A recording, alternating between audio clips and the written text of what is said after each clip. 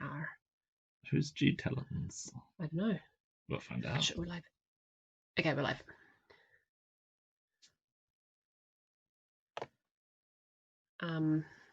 Nah.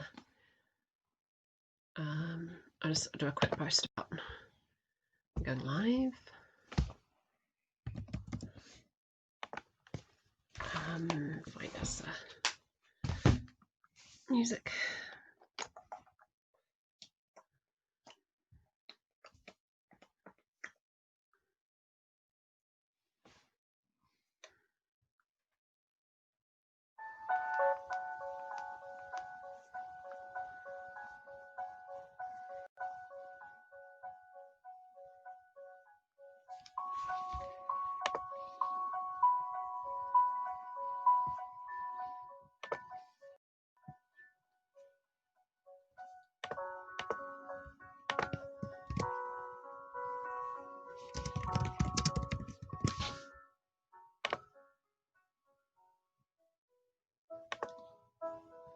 Was doing this clear, correct? Rather than Skype.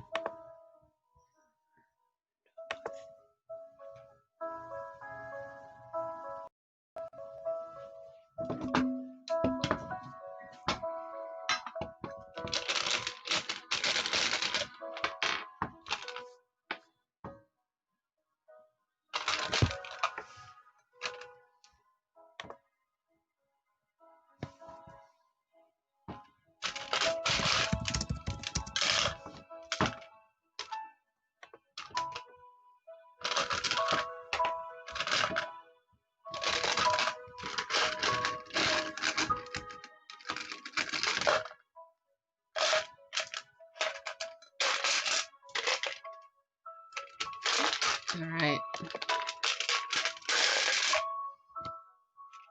That lovely sound everyone can hear is the dice turn. The dice turn. You know what? The sound of gaming. I need blue dice today because we know where we're going. We do know where we're going. We're going to the city of the Blue Dragons. Hello! Kia ora, internet. Hello to the Apprentices of Tirenia live stream. Episode 3. Yeah. Hopefully no one gets dumped in a volcano and set on fire. Oh, it took a while for me to... Really? Episode 3? Yeah, it did. I don't know why Yeah. it took me a while. It really shouldn't take me a while. I was literally just talking about Star Wars. Wow. So many blue dice. How many are you going to need? I don't know. How many have we got? How many have I got? I don't want anyone to feel left out, after all. Okay, I think that's... Wow. So, Ambrogio, Valentino, Ruslan, and Leona are on the road again. So we visited... Where are we here? After leaving Venora, we went to Medellano, where we got rebuffed. We then spent... Oh, don't forget you were attacked on the road. Oh, we were attacked on the road by mysterious people who are sure to show up more soon, I think. We then travelled to Falsina, the city of the Yellow Dragons. I had to think about that one because we changed which dragons came from there at one point. Yellow. The university city where we, where Ambrogio was a prat, basically. But with good reason. Well, you can't control your... fiery personality. Especially not when you have the mum sword.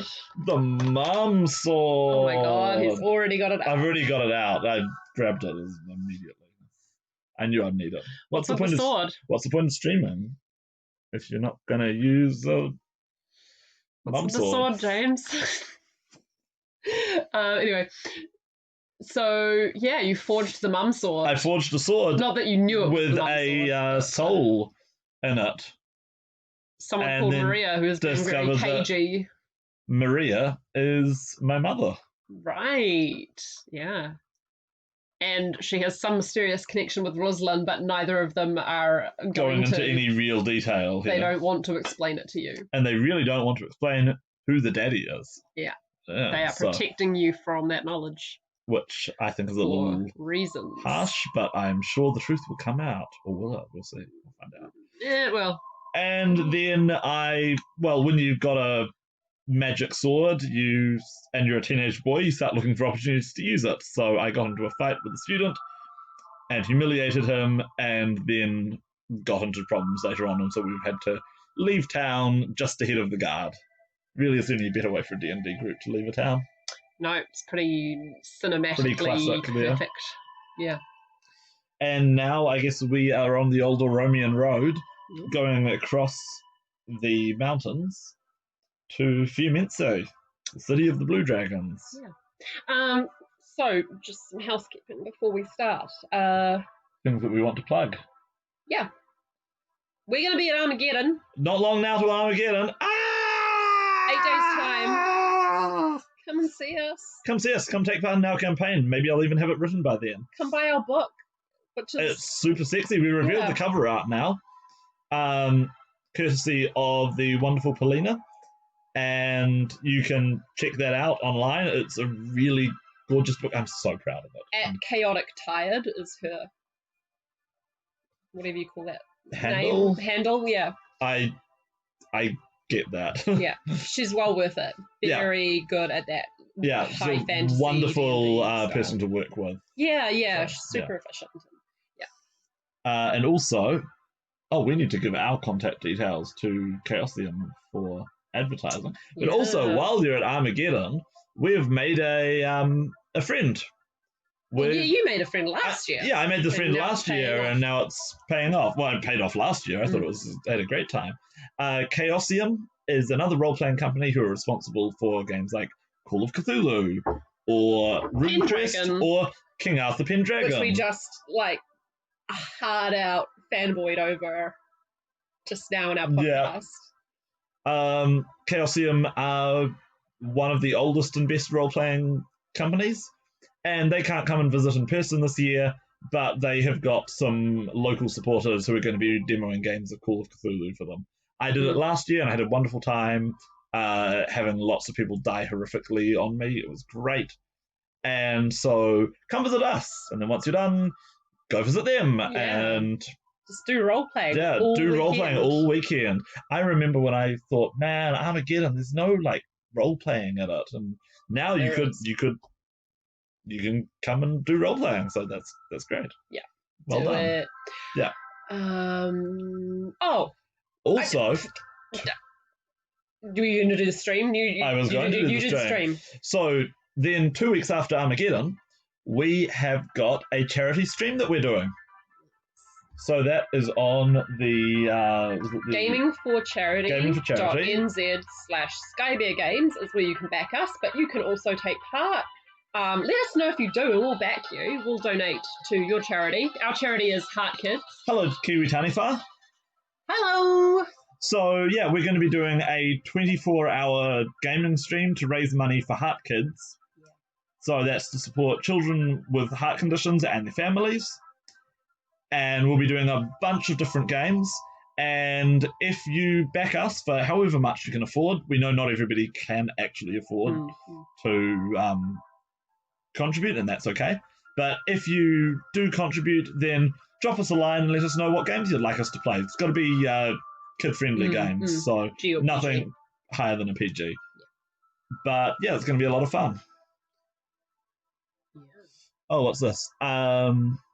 With your artwork, could you put the link on your Facebook or Insta? It'd be great to follow, but I missed the plugs due to lag. Yeah. Well, we'll put that up. What was that was the streaming. Yeah. And apart from that, check out our podcast as well. We've just recorded another episode of that just before this. And I had another big announcement, which is that it's not the biggest announcement. It's the pre-Armageddon update to the 9 Lives of Nim is out. Now. Today, this afternoon. It's out. Oh, I didn't know it was done. So it's the art and new romance plot lines and some quality updates. Give me a teaser. Who's one new person you can romance? Oh, I mean, you could romance them before, but now it's you get a much bigger story. Oh, right. Okay, so there's more steps to romance. Okay, so I'm going to have to go back and replay this, aren't I? Yeah. Because I played quite a lot of it when it was in development. But now there's more aspects to it and new art, then I'm going to go back and play it maybe for our stream. Well, yeah, hold off till the stream because Yeah. hopefully by then the full voice update will. Woo! Which is really exciting. I'm currently working on the Wonderland Nights voice update and art update. So the update has been put out on Steam and itch.io and Game Jolt today. Those people who own the games already on any one of those platforms should be able to get the update for free. Yeah. And if you don't, and you're coming to Armageddon, then we'll be doing a discounted package for getting both of those games at once. So. And actually, there's a Halloween sale coming up on itch.io as well. Didn't say anything. Yeah. So. Yeah. I think that was everything. And also, there is a cat under the table who is currently loving up my knee. Hello, ma'am. All right. Shall we give you your horoscope? Yes, I enjoyed these horoscopes. Last time I had to look out for Men of the Cloth, I remember, which is part of what made me leave town in such a hurry. That actually happened. I wasn't sure if it would happen. It wasn't a given that it would. Yeah. All right. Here we go. Horoscopes for you. Horoscope. Oh. For your arrival in Fiumense. Here we go. Sorolina, the little sister moon, is in Blink Dog. The child would do well to be patient and listen to the wisdom of their elders. The elders were telling me that too last time. Elders always say that stuff. Sorolona. That's how they survive to become elders. Yeah. Sorolona, the big sister in Griffin. Your identity is at stake. My identity is at stake. Ooh. But there are those who would protect you. Well, I wonder who they might be. Might they be the elders mentioned in the previous part? And Sorella and Ziana, the old sister, is in Troll. Life may seem chaotic, and you wonder if things will ever go back to normal. Wait, is that a prophecy for Ambrogio or for me? I felt exactly the same while I was writing this down this afternoon. Maybe, maybe there was a bit too much bleed through from life coming into this prophecy. Okay. You make it over the mountains. Your guild passes, your certifications, your licenses and registrations and everything passes muster with the different sort of outposts of soldiers, the guards and of the city. You are a very unsuspicious group of journeyman smiths. In fact, it might be the presence of Ruslan that makes you an unsuspicious group of journeyman smiths, because, as everyone knows, dwarves are the best smiths. The best for every craft. Given that their great secrets passed down to them from their original oppressors, the giants, who enslaved them thousands of years ago, and everyone knows they've kept their racial secrets this whole time, guarding them closely. This is obviously, a folk thing, and obviously, as technology has moved on, some of those secrets have spread out. Everyone's smithing is pretty much the same now, but the inner feeling still remains that the dwarves are the best at it, and that maybe they guard that a bit too jealously. But anyway, that is perhaps racism is letting you get through the checkpoints easier today. Positive racism. Is Ruslan feeling it that way? No, he rolls his eyes, but I think ultimately he's grateful that it is at least getting you through, especially given that, every now and again, he's very suspicious the whole time, but the guards don't really notice him because they see him and they go, check, dwarf, but he's the whole time looking behind you, down the range of the mountain, and trying to see pursuing priests. Pursuing Mercury Dragonborn, Quicksilver Dragonborn students. I don't know if he would come himself. No, you pay people for that. Yeah. Anyway, so we enter the broad hilly area of Tirenia. Yeah. And Fiumenzi. Yeah. So Vineyards populate the hills. Everything's looking very lovely and Tuscan. I mean Tarkanian. Tarkanian. Terracotta roofs off in the distance. Very lovely. Rolling hills and all that. And there in the middle of the valley is the terracotta and white gem of the city. Fiumenzi! So Great. A gem mercantile. like a dirty, stinking pearl, right? Yeah. That's a great line from Terry Pratchett about Ankh-Morpork being a pearl, the secretions of a... Precisely, yeah. Collected around this river, yeah. Which, and piling its many, many stinks into said river. But it's the great mercantile capital of the region, and it is... Have you been here before? I'm not sure I have. It is way bigger than you thought it would be. I mean, you've seen Milano a few times in your life, and that place is pretty big. I don't actually remember what the populations are compared between Milano and Fiumenzi. Milano is arranged. True. Whereas Fiumenzi sprawls in a much more organic, less organised way. Yeah, there's much more density and population and life in the same way that you could lift up a rock and look underneath it. Yeah. So there's a great sprawl here. You can see, in a very disorganised way, different landmarks populate with no sense of patterning like in Milano. Everything's sort of perfectly geometric. But here, seeing Fiumenzi out in the valley before you, you can see the Duomo sort of kind of in the middle, but not quite. Kind of off to one side a little bit. But really impressive nonetheless. The huge bell tower beside it. Many other different grand buildings, none quite as grand as the Duomo, but you can see it all laid out before you, and the road is easy. So, do we know, once we get to the gates, do we have any troubles at the gates? No. No. You are, again, just a normal party. Fiumenzi sees a lot of people. It does. It sees a lot of people coming in. And so a bunch of teenagers with a dwarf chaperone. On guild business. Not really that remarkable. No one seems to look at you thinking to themselves, I wonder if they're being pursued by priests. No one's thinking this. Yeah. So once we were in the city and looking around, do we have the address for the smith here? You can very easily get directions to it. Yeah. But just from asking other smiths in the past, that the contact you're looking for is Chiaro della Montagna. Chiaro della Montagna. Della Montagna.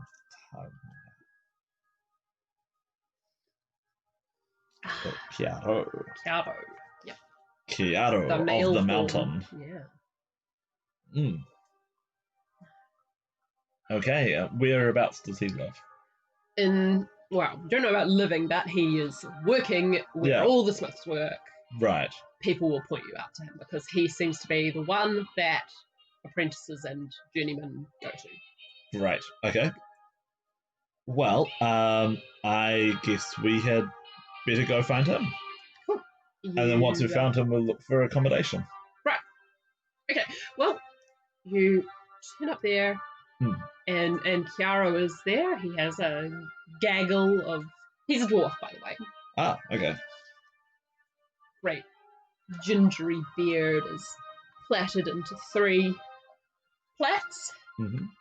And also long hair, plaited back quite intricately. You've seen a few dwarves around with styles. And he sees you lot, and he gives Rosalind the nod. But he... Right, the dwarf nod. Yeah, but in a way, I'll get to you in a second, because right now he's teaching. He's walking around and showing there's a group of slightly younger students than you, and he's showing them some of the basics. Okay, so unlike Aurora, he's got students with him. Things are much busier here. Yes. Yeah. Do you do or say anything while this is happening?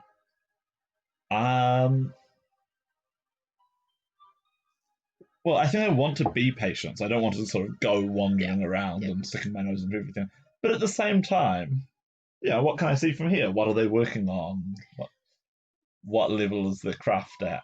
That sort of thing. The yard extends for quite some time. There are students as well as like lesser masters working under Chiaro. Just so many people working on so many different things. Quite like weapons are the main thing at the moment, though. What's the word I'm looking for here? Like industrialized. Yeah. Almost production line. Almost, yeah. It's big business here. Yeah. But it does seem like the hot product right now is your basic short sword. Well, it's interesting that everybody seems to be producing weapons at the moment. Yeah. I wonder why. Oh dear. Well, there's always a war somewhere. And when there's a war, there's weapons. Yeah. So he finishes up and he comes over and he has a moment. Roll your insight. Okay.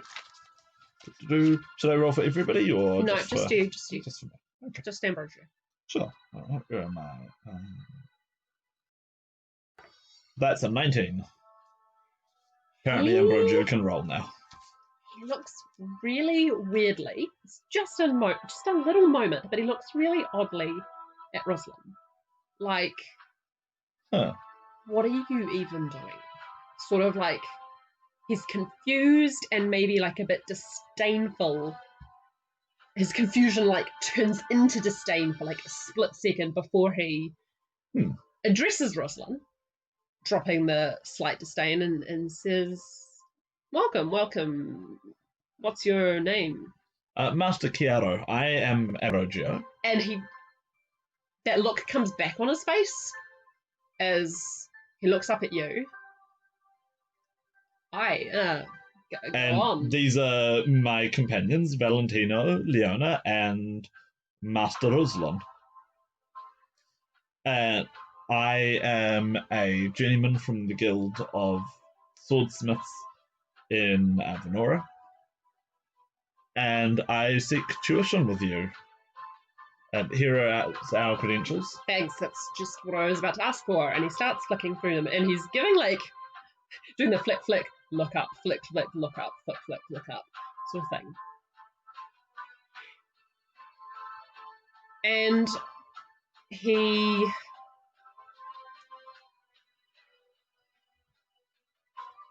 takes Wilson on the side.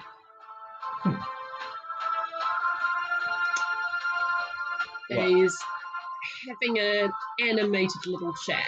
I'll take this moment to have an animated little chat with Leona and Valentino. Go ahead. Is it just me, or do they know each other already? Says Leona. Valentino has been looking over at a rather striking female apprentice and finally, what? Oh, never mind. There was a look. Didn't you see it? Sort of. I mean, like, they're sort of getting a bit, whoa, and Leona's pointing out as, like, they start to raise their voices. Can we hear what they're saying now? Yeah, so Chiaro's going,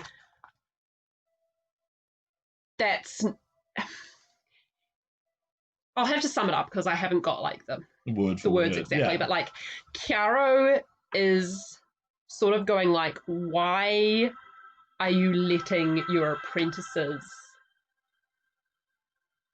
talk over you? You call yourself a dwarf. And Ruslan, after trying to rebut a few times, becomes super cagey. Right. And then Kiara goes, it's fine, you can train here, but you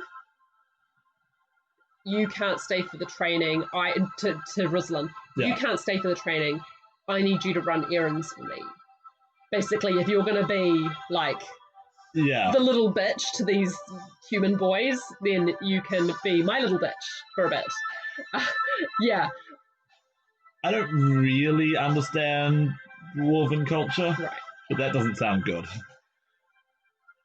And he's telling Ruslan that there's room in the dormitories for the apprentices. There's not room for him. He's going to have to go and find an inn for himself. Is he agreeing? At this point, he comes back to you guys and explains what's being said. And Leona's reaction, Valentino's reaction is just sort of like, whatever. And Leona's reaction is like, no, I don't, I'll stay with you in the inn. What's your reaction? What do you think? I would rather we stay together, Ruslan says. I mean, it would be best if you guys obviously, started training here, but I've got to go and he needs me to fetch some vital components from some other dwarven traders in town, so... Are you okay with this? Yeah, I mean, it's your apprenticeship, not mine, so... Here, Nim. Come here, Nim. Come here. Oh, no. Cat on stream. Cat on the stream. Go over this way, Nim. Oh, kitty on stream. Kitty on the stream. Kitty on the stream. Kitty off the stream. So yeah, we know everybody is actually just watching this for Nim showing up. Yeah. Okay, so yeah, I better get going because I think he's going to want to use the components with you guys. So the longer I take about this, the longer it's going to be. And Leona's like, why don't we speed things up by going with you? Like, you could get lost. It's a really big city. And Valentino's attitude is just sort of like, whatever, I don't care. He really doesn't care about his apprenticeship. He's not in this for the apprenticeship. No. I've picked up You've picked up on this, yeah. With my +1 insight, I've picked up on that. Okay. Sure. More nameless cola brand. Yeah. There's no product placement here. No. All right. What do you want to do? Well, if we're to be apprentices, then the choice is Master Chiaro's. Ruslan nods, and Leona looks uneasy, but she has to concede to your very reasonable point. Reasonable? Ambrogio? What is this? And you hear a nagging voice. And do you put your hand on your sword to hear it? On the hilt? Are you going to answer the call? Yeah, I think I'd better. And Mumsword says, can I go with Ruslan?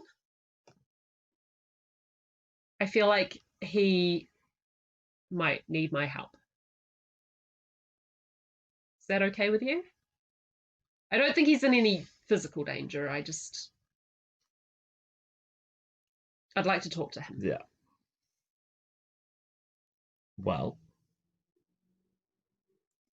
I think Ambrogio still feels a little bit weird about, like, he made this thing.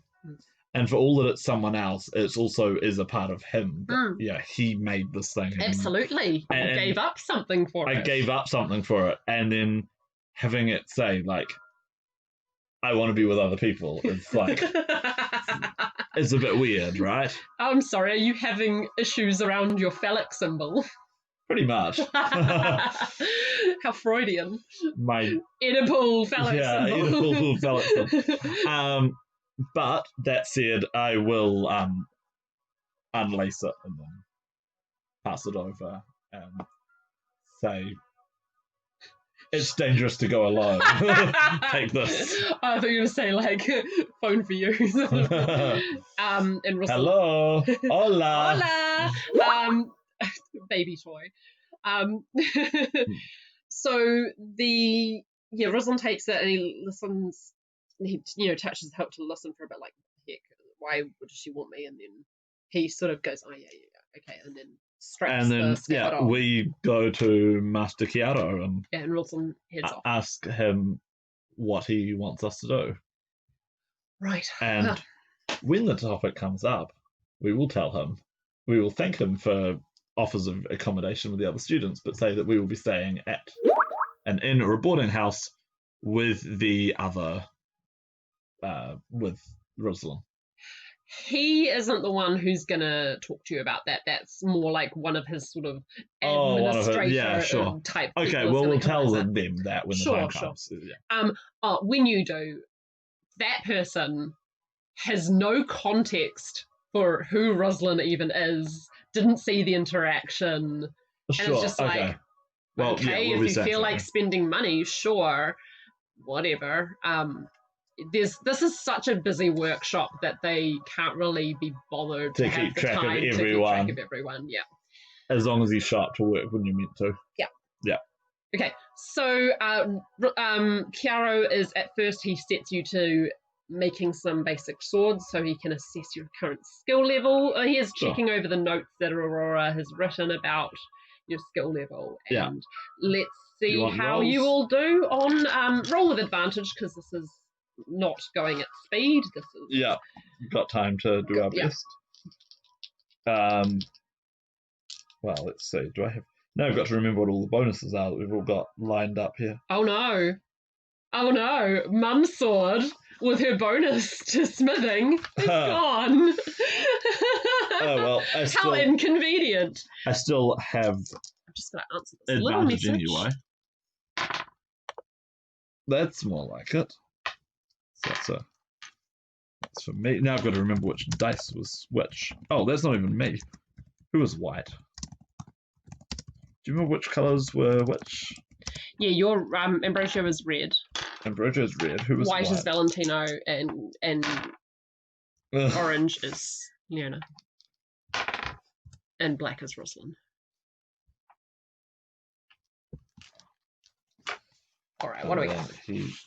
Classic Ambrosio. Flubbing the rolls. Classic Ambrosio, flubbing the rolls. So we have what's that? 15, 16, 17, 18, 19. Damn. 19 for Leona.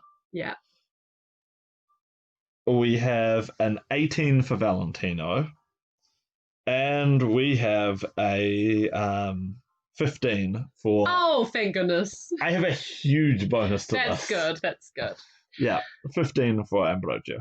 So, Leona, classic Leona, sails through this mini assessment just like a natural, just like meritocracy. If meritocracy were a thing, she is it. Just the perfect student in every way. Nothing ever goes wrong for her. She should be the protagonist, shouldn't she? No. Valentino, not really trying, but kind of sort of trying, but not really trying to affect like I'm not really trying. We said it's a strength thing, didn't we? Yeah. Oh, does he do better? Yeah, he gets a 19 as well. Then. Okay, so he's sort of like trying not to appear like he's trying. I get a 17. Oh, nice. Okay, that's better. Yeah. Yeah, he's exactly. Thank you, Kiwi Tony Far. That is exactly what I was going to say. Valentino, kind of trying to appear cool and stuff, surprises himself by coming up with something that, like, even Leona would be proud of. And you struggle away, and you do really well. It's just not quite as good as everyone else's. It's still really good. And Chiaro is pretty happy. And he says, right, well, I have a special technique I'm going to show you. It's special alloy I came up with myself. It basically makes a weapon that holds its edge for a lot longer. Huh. So, right, I'll show you if you're ready. Though it relies on your man coming back and giving us the materials we need. Right. So go grab yourselves a drink, piece of bread. Mhm. Just have a bit of a break, and we'll wait for him to show up. I don't imagine he'll be much Right. longer. Well, this seems like a good time. We'll, if there's any of the other students off work, we'll have a chat to them. Sure. Cool. There's a bunch of students of varying different ages and parts of their careers here. I guess Valentina will probably want to go and talk to the one he saw before. Sure. For Ambrosia, it will just be whoever happens to be there at the time as they go over to grab something to eat. Yeah. So, who would that be? You meet a... Ooh, what's her heritage? Doopy-doo. Doopy-doo.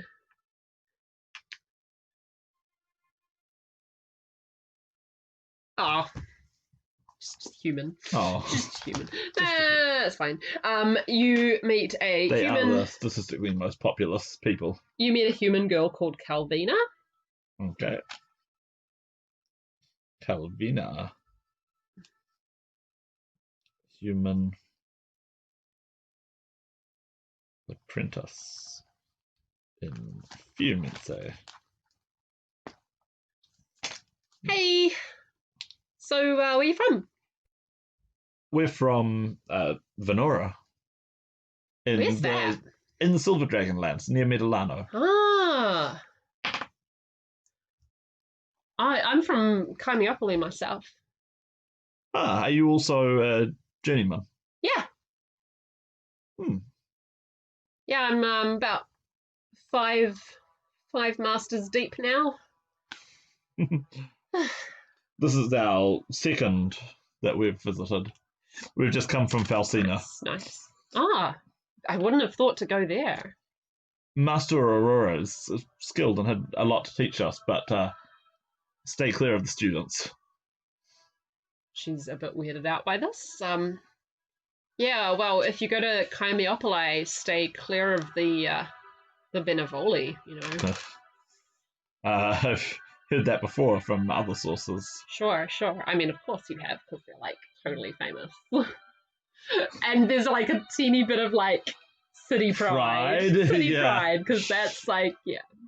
When that's your claim to fame, I guess. Yeah.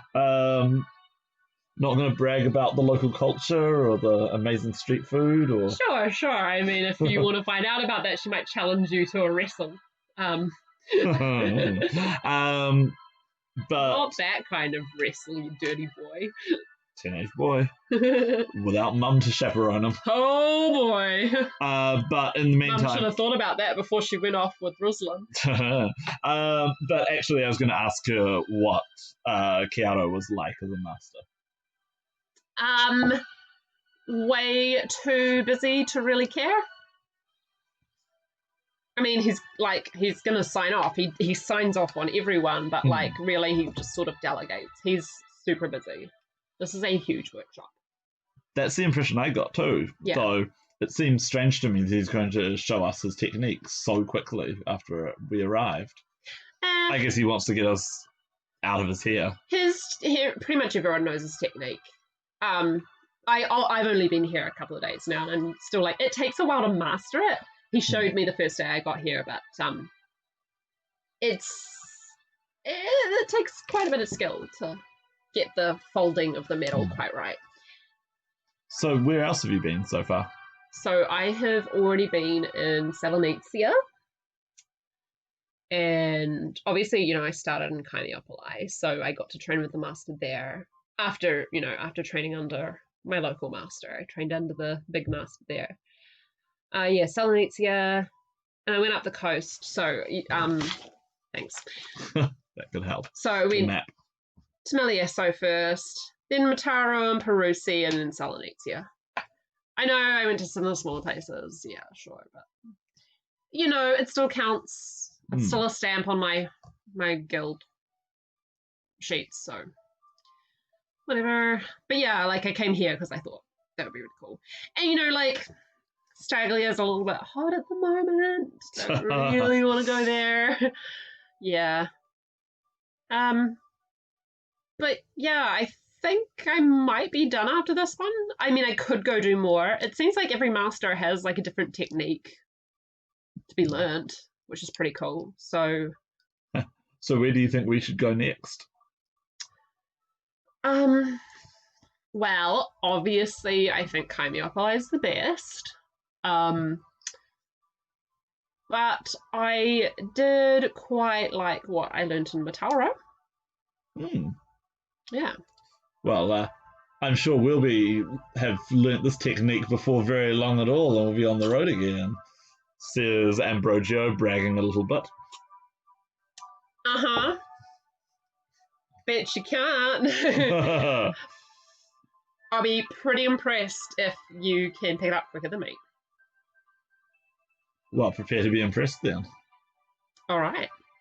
Bring it on. Yeah. Like friendly competition. Sure. Yeah. I'm surprised you didn't use this as a plug for where I know you want me to go next. No, she definitely hasn't been there. Well, yeah. Yeah, and no one has. If you talk to any other people, they're like, Montam, there's a smith there? And they look at their guild sheets and they're like, oh, so there is. All right. What are they smith there? Roulette wheels? What's a roulette? I don't think that's been invented yet. Or has it? Or has it? Have the Copper Dragons, in fact, invented the casino? Yeah.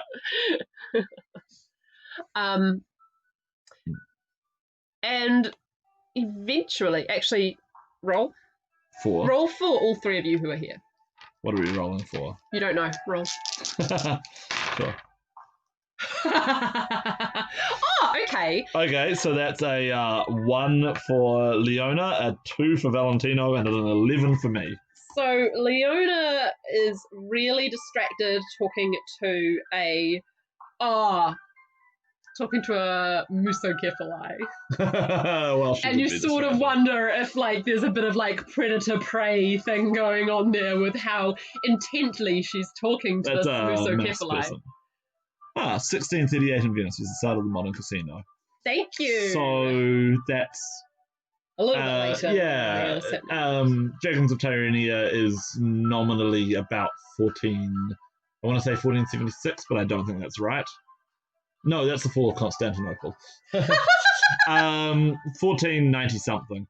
But I know we are going to go as far as, bring stuff in from as far as Galileo's time, so that might not be far off. So a bunch of enterprising dragons who really want casinos. Yeah. Yeah, they could have made it already. Okay, so thank you for the research. Yeah, very well done. So Leona has been talking to a mouse person. Yeah. A Musocephaly.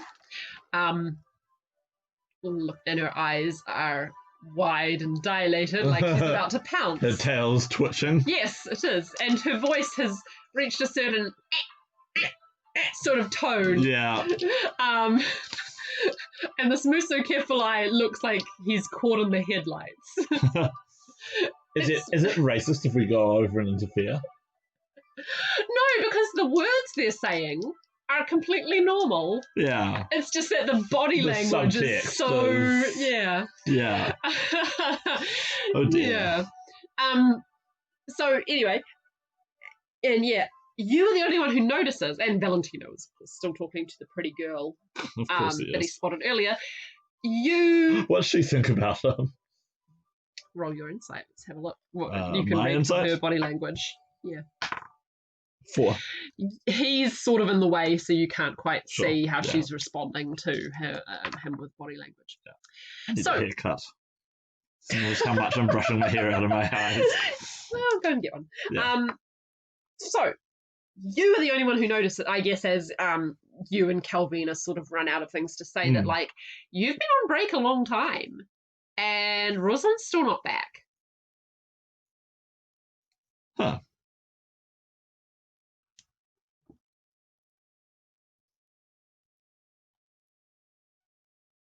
Should we go look for him? That seems like the...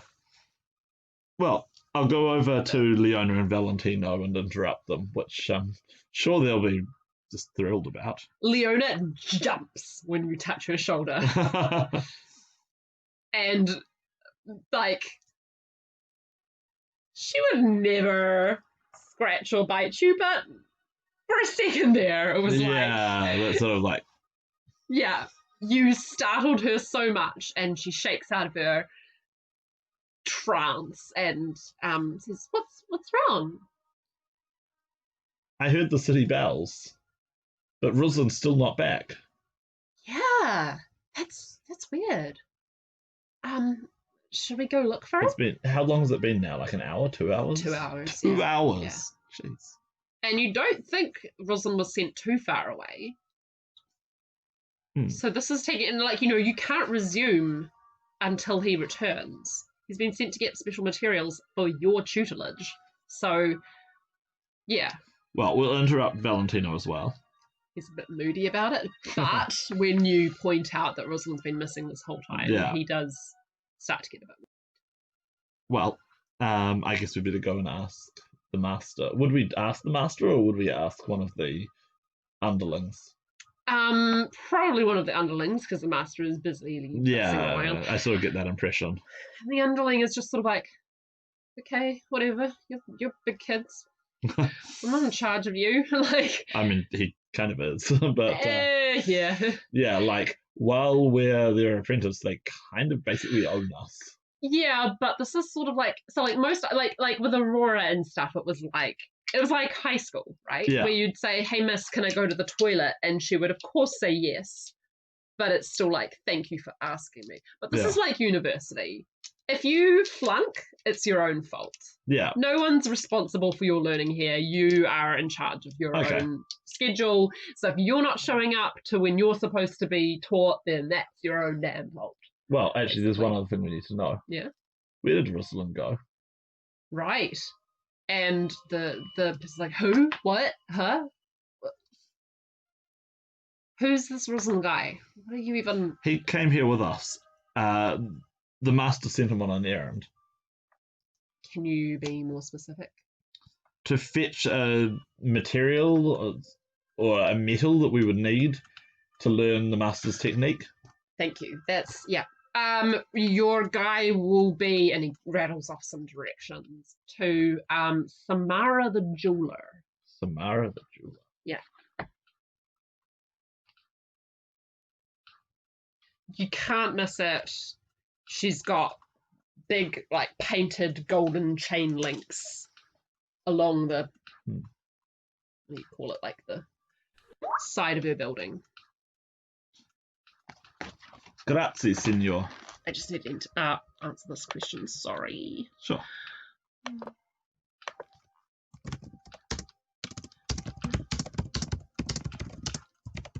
Sorry, everyone. I've got my translators asking me questions.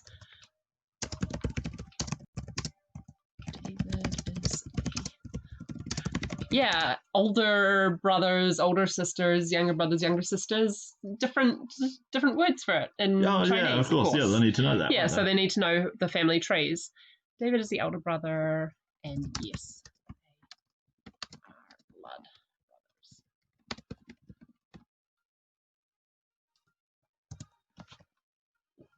brothers. Cool, okay. Pretty exciting that you're getting all these questions from the translators, though. Yeah. Sorry about that, folks. Yeah, it is nice that they're communicating with me, and it's really interesting seeing the way different things work in different languages, different concepts, so different things. Yeah. Yeah. So, Samara the jeweler. Samara. See, she gets it. Oh, got it, thank you. I'll just...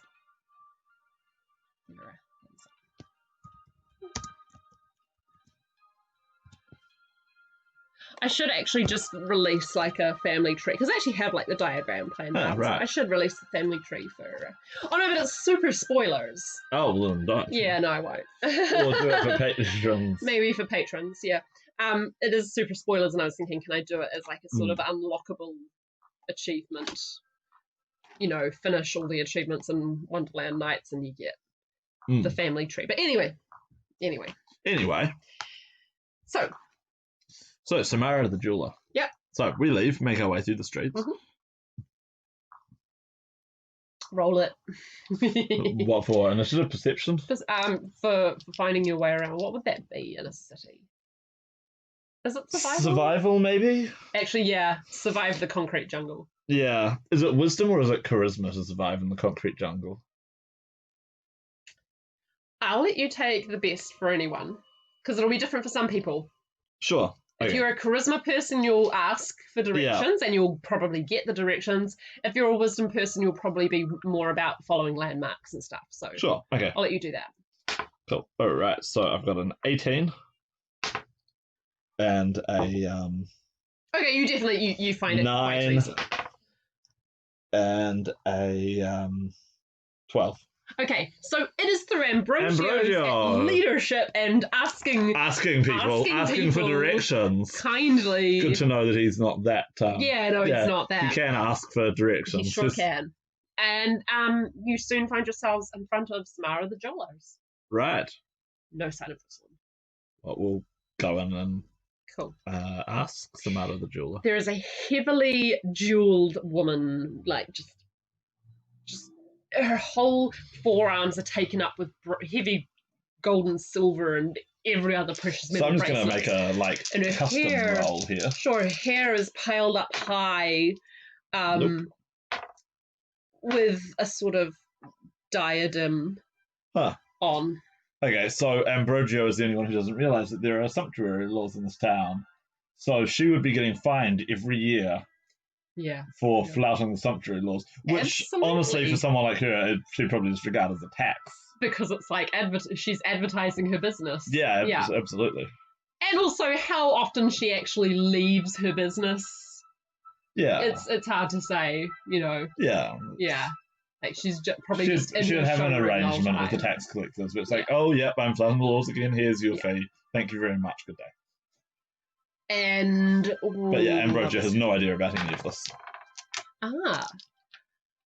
Something perhaps about possibly Valentino's clothes makes her replace her look of utter disdain at seeing 3 teenagers walk in. Yeah, fair enough. Imagine she's like full on like Stacey Lane Matthews, just like drag queened up. Like I have no idea who that you don't is. know, but Kiwi Taniwha knows. Like right, she's a short, stout little, tarted up, bejeweled, like for the gods, and she has this look of utter disdain to start with, seeing 3 teenagers walking onto her shop. And then 3 teenagers who probably look like they're just out of the blacksmith yard. They've got black on their faces and stuff, and they smell faintly of smoke. But then there's something about Valentino that just makes her sort of go, I think this might be a rich child. And she, waddles up, is talking to him rather than you and Leona. Can I help you? Well, I guess Valentino will be the one to reply then. Yeah. Looking for our friend, mentor, guy, Ruslan. Have you seen a dwarf guy, Ruslan? I bet Samara just gets annoyed now she realises that there's no shopping happening. Yeah. Oh, hang on. Right. She goes back to disdain. Him. Yeah, I sent him to go and fetch me my shipment. Why? What time was this? A couple of hours ago. He should be...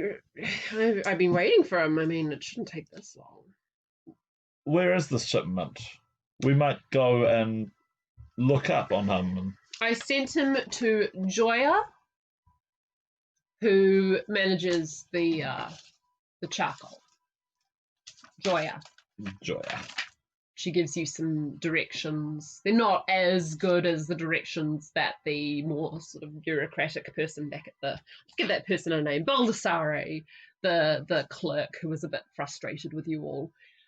He gave very clear directions because as a clerk of the guild, he would be used to giving directions, whereas Samara is not used to giving directions as well. But she just gives you some vague directions to follow. Yeah, city block near the church. Yeah. Okay, do you want to say anything to her before you go off, or do you want to? No, I think that'll do. Okay, and she waddles back to behind her counter and looks down upon you as much as someone who's much shorter than all of you can look down. Looks down. Nim is being very affectionate under the table here. Hi, Nim. So yeah, roll it.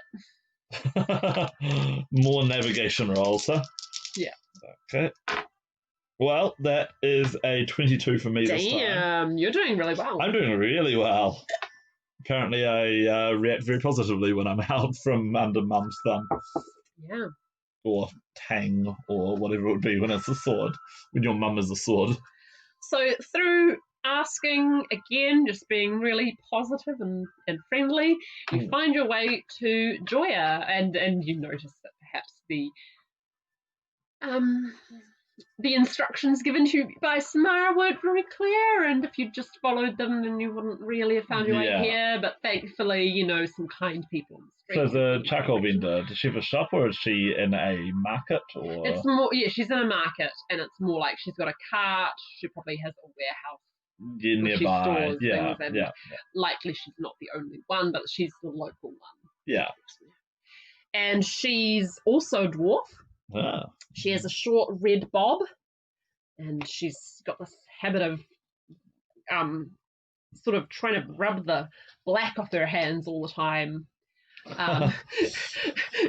Yeah. Getting Lady Macbeth vibes here. It's not quite as desperate as Lady Macbeth, but it's more like she just she'll rub it and she'll go, there's charcoal, and try to rub it off, and then she'll get an itch on her face and she'll try and scratch it, and she'll go, oh no, and then she'll get some water out of her water spoon and be rubbing the water off her face. I mean, it's hard to not be covered in black dust when you work with charcoal. And her clothes are all very black and dusty. But she has some goggles to protect her eyes. Right. And charcoal! Smiths, come! You want charcoal, yes? Come on. Buongiorno. I'm trying to think of what the words are now. She's getting a sack down. She's already pouring charcoal into a bag. Wait, we're... No? Charcoal? Our friend came to buy charcoal from you before. We're trying to find him. Who? Ruslan, a dwarf, about so tall. And we describe Ruslan to her. And her demeanour so she might not know the name. Roll insight. Okay, so that is an 11 and a 12. Oh, okay. And a 7. Leona sort of notices, but doesn't quite know how to decipher that. But you can talk with her after this part. And her Joya's sort of nervous energy just sort of slows down. Him, yeah. I sent him to go and fetch me my lunch. What time is it? It's like 3 PM now. Yeah, he never came back. Not very good at fetching, is he? It seems that everyone he's sent to fetch something from asks him to fetch something in turn. Yeah, well. Well, we'll see if he has your lunch. Where did you ask him to go? I sent him to Marinella, the seafood specialist.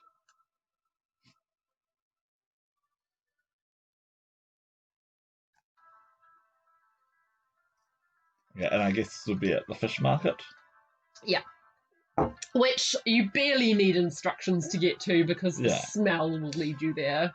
Now, this would be one they'd have to import all of their fish up from the coast, Yeah. wouldn't they? Yeah. So it's a bit of a haul. You wouldn't want to drink the fish. You wouldn't want to drink any fish. Don't drink a fish. No, but what? Don't drink a fish. But certainly, they'd get caught on the coast and then probably like pickled or salted. Or there is something. a little bit of a entrepreneur thing happening. Or I guess you could like pack them in ice. And, well, I was just about to say you actually roll I guess history. Merchant's tools. Yeah, roll merchant's tools. Actually, roll merchant's tools. Actually, I know what it would be. It would be if we had fishing tools. No, roll merchant's tools, please. Cool. All right. Or history, whichever one gets the bigger. It's just for a little factoid. Well, I'm interested in this. Yeah, well, James you will be interested in this. Well, that would be Leona, who knows things. As you are starting to walk away, Leona goes, I wonder if that's where that miner Silver Prince. I heard about an entrepreneur, a silver dragon, one of the really, really like minor ones. Didn't really get a lot of power in Medilano. I heard she came here and started up a business importing fish. Ice breath. Like rich people pay a lot for like her fresh seafood. And here she makes a killing. And if anyone crosses her, she makes a killing. Yeah. So there is a very minor silver dragon entrepreneur. Seafood baroness. Yeah. Possibly she employs silver dragonborn to franchise out. Yeah, because it'd be once per long rest, short rest. They can do once a day. They catch the fish, pack them up, and then. Yeah. I love that. That's great. That's such a great use for cold breath. Yeah. It means you can get fresh fish much further inland than usual. It's not clear whether Marinella will have access to the freshest of fish. It really depends what fish market you're going to. So it's like Olive Garden. I guess that's sort of like a buffet in the States. I've heard about it before. I don't know. I don't know Olive Garden. So what was I going to say? Oh yeah, and Leona, of course, is the one who went. Do you notice how like both of the last two ladies we spoke to sort of like reacted negatively when we brought up Ruslan? Did they? Yeah. Well. It was like they were all like business, and then we'd bring up Ruslan and they were all like,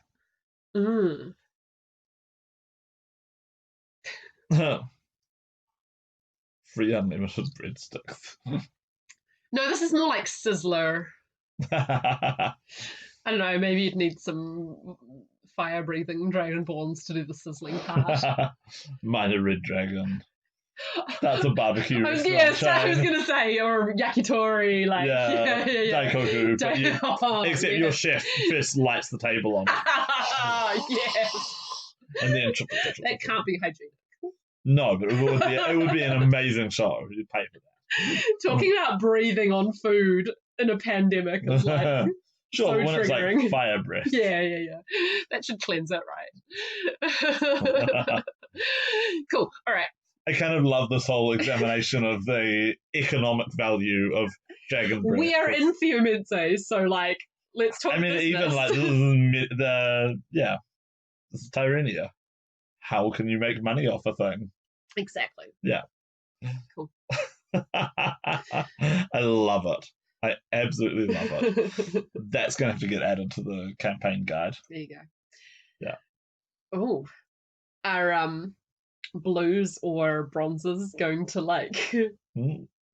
start selling electricity?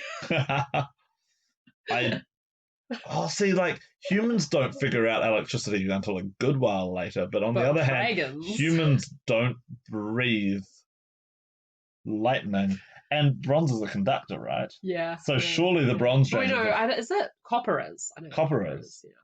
Why isn't it the copper dragons that breathe the electricity? I there? don't Why is it the bronze? Anyway, know. Surely though, someone at some point has breathed lightning breath at a copper dragon and gone, this is a renaissance. People experiment. Yeah. You know? I mean, people always experiment, but this is, lightning plus copper dragons. I guess what you could do is if you got a whole lot of copper dragons to stand in a line. Maybe that's why nobody's discovered electricity yet, because the bronzes and the coppers are just like, ooh, stop being authoritarian on me. Ooh, stop being so, like, hedonistic. I can't remember. I think the bronzes might have chased the coppers out. That makes sense. Okay. Yeah. Anyway. So you don't even really need to roll for this one. Yeah. It's not hard to find the fish market. No, that's something that you because it stinks to high heaven. This is clearly means it's probably not on the south side of the river. Yeah, this is clearly not the franchise of. I want to say Allegra, but it's not really a silver themed name. It's a music themed name though. That's why I want to say it. Allegra de Silva. Surely wouldn't it be like Della Argente or something like that? Sure. Allegra. I really need to learn Italian. We both do. It will really help us linguistically. To know the difference between Allegra de Argenta, Allegra della Argenta, and Allegra diglia Argenta. Oh, I didn't even know about diglia. We need to learn it. Diglia's another of different things. We do need to learn it at some point. Yeah. So we find the fish market. Yeah. And once there, well, there's a horrible part of me that wants to ask, what's Leona's reaction to the fish market?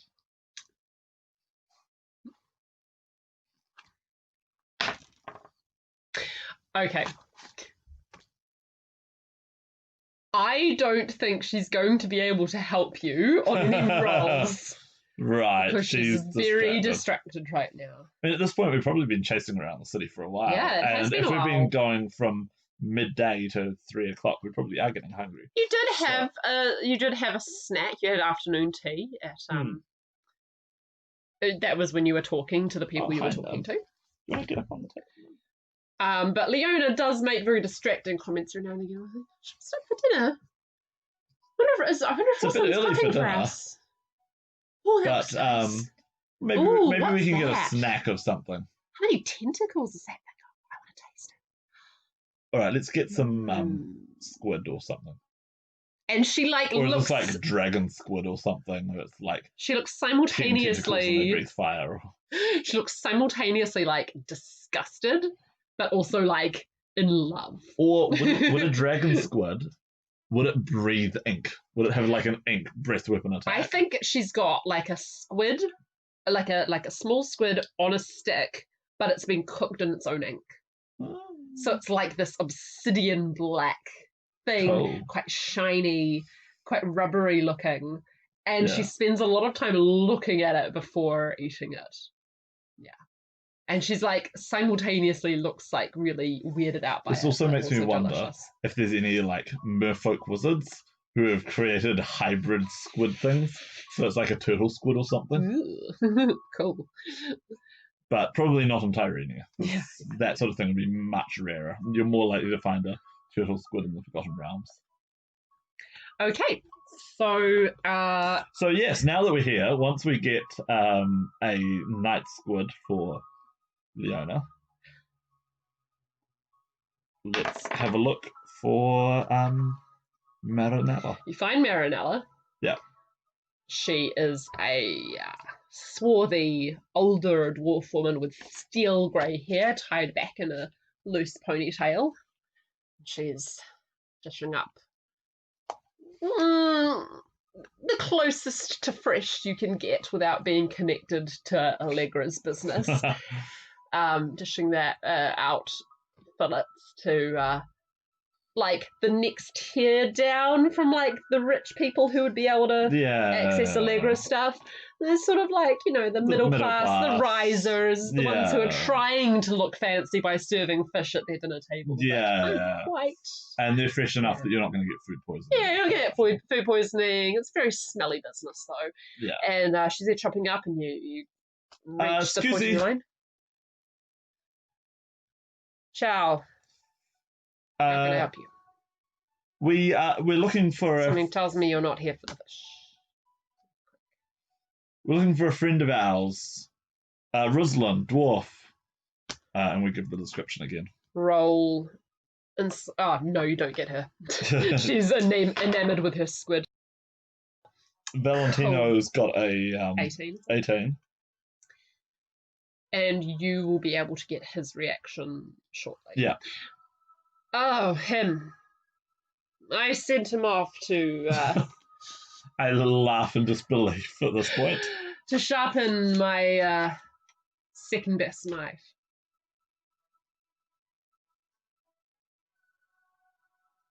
What? Where would it be? What's the address? And she gives you the address of a minor smith, not the smithy that you came from, but quite close. Quite close. Oh, that's something. Agapito.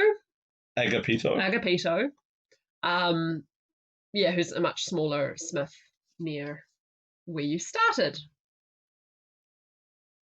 Good grief. As you are walking away and Leona starts to come back to her senses from the distracting smells of the fish market, Valentino suddenly goes, I get it. There's something about Ruslan that they don't like. Leona, you're right. Every time, you know, their face fell every time. I noticed it that time because you'd said it to us. She distinctly, like her whole body language changed as soon as we brought up Ruslan. There is something about him that is setting off all these dwarves against him. I don't know what it is. They weren't all dwarves, though. Yes, they were. Were they? Yeah. Every single one of them was a dwarf. Was Samara a dwarf? Yeah. Huh. Yeah. Yeah, no, Calvina was the human, not Samara. Ah, right. Yeah. You know, I said Samara was shorter than you all. Right, yeah, I picked up on the short, but I thought she was just a short human. No. You get short humans. No, every single person here is a dwarf. You've been sticking to, like, certain quarters of the city. Yeah. And also the dwarves that, like, go to the dwarf. Yeah. Huh. It's some sort of, like, the city dwarves here look down on him thing. Is it city dwarf, country dwarf? What's going on? What is going on? When we got here, I thought that it was something between Chiaro and Ruslan, but it's some dwarf thing, isn't it? They just don't like him. Is he not a proper dwarf to them?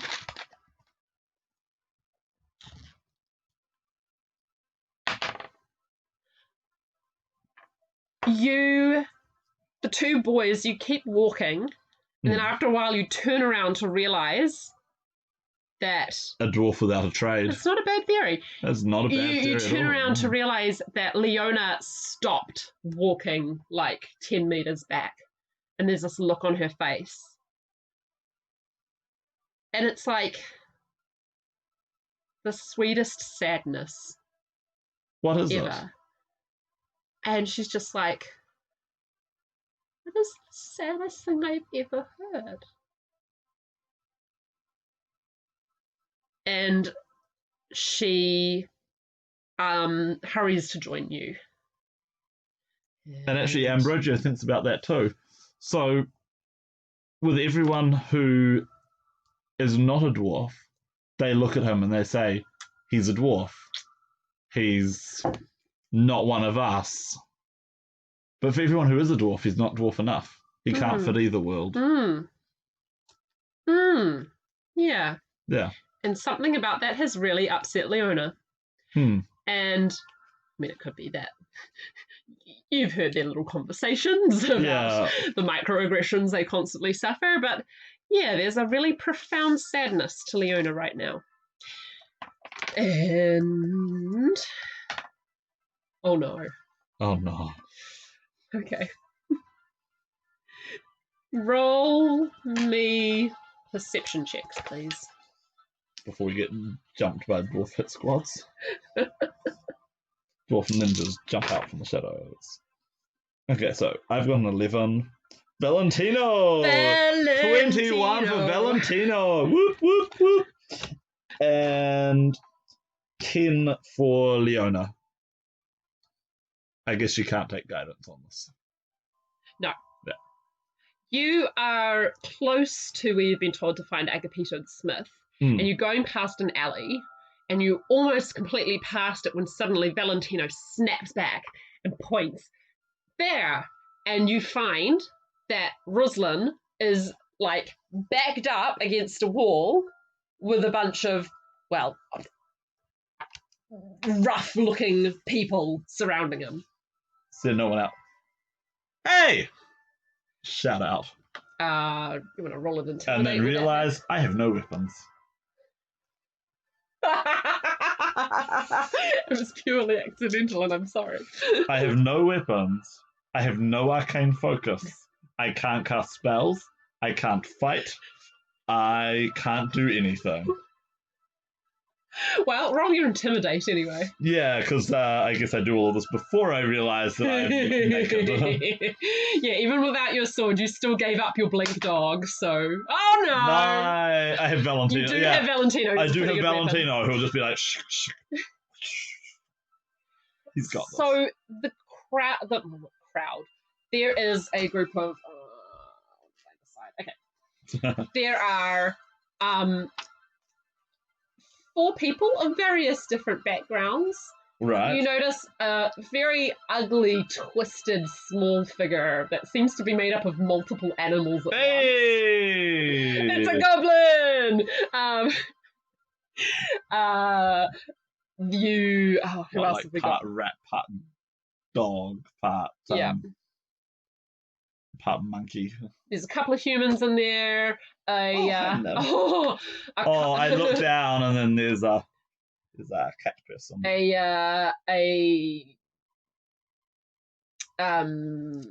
Kynocephalo is there. Yeah. And let's put a dwarf in there. There's 5. 5 of them. Yeah. And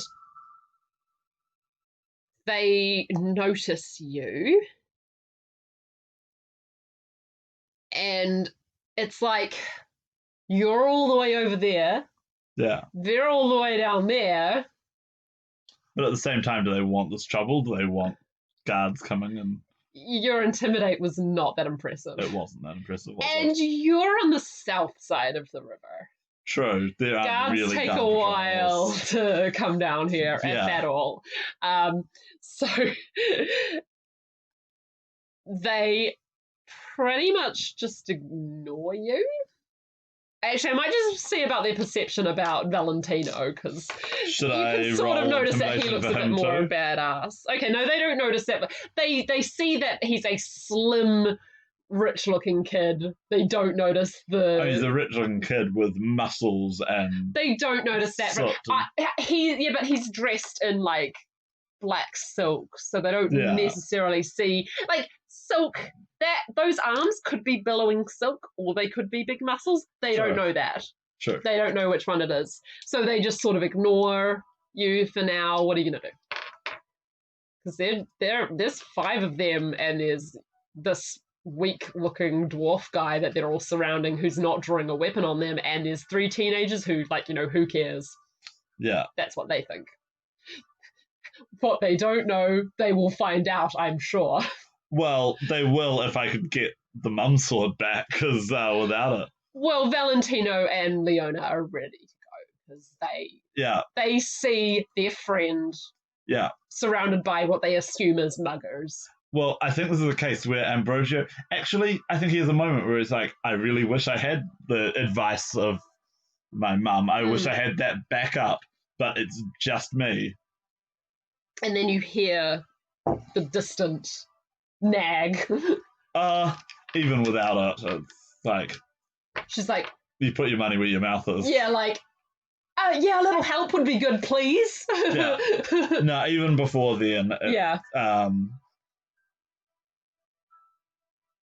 If you bastardos know what's good for you, clear off now, or they'll be clearing you out of the river. And But I rolled a 9, so I think there's a certain amount of bravado that they can hear in that. Yeah.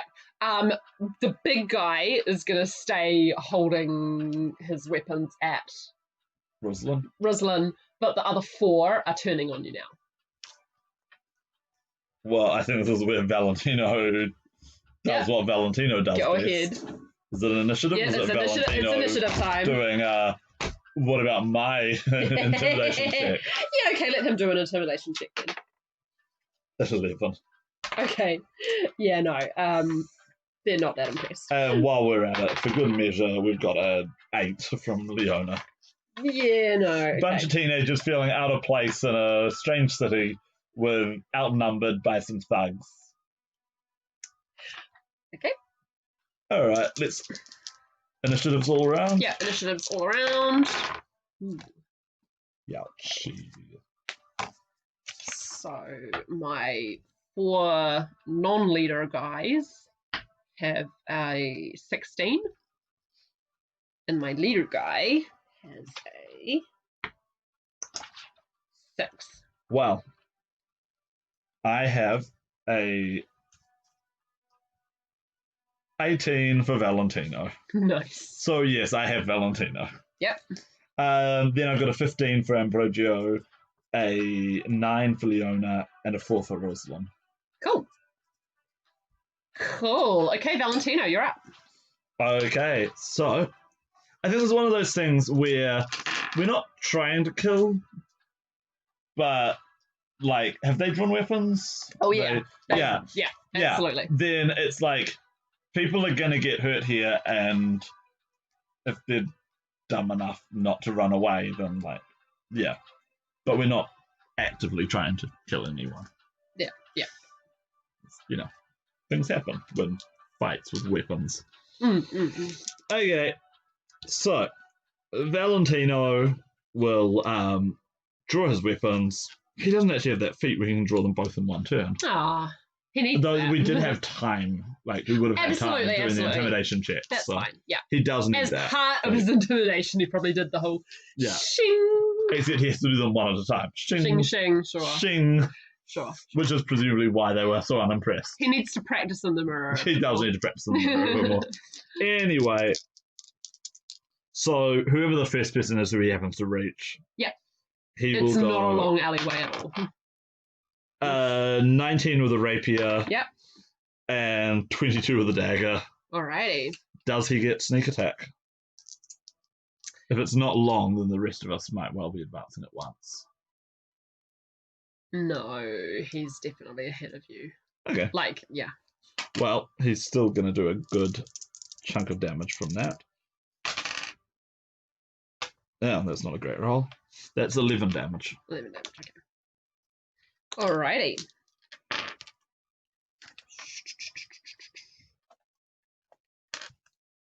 Yeah, got it. Okay. It is now my guys. Oh dear. They are going to come up. I think 2 are going to be on Valentino. Right.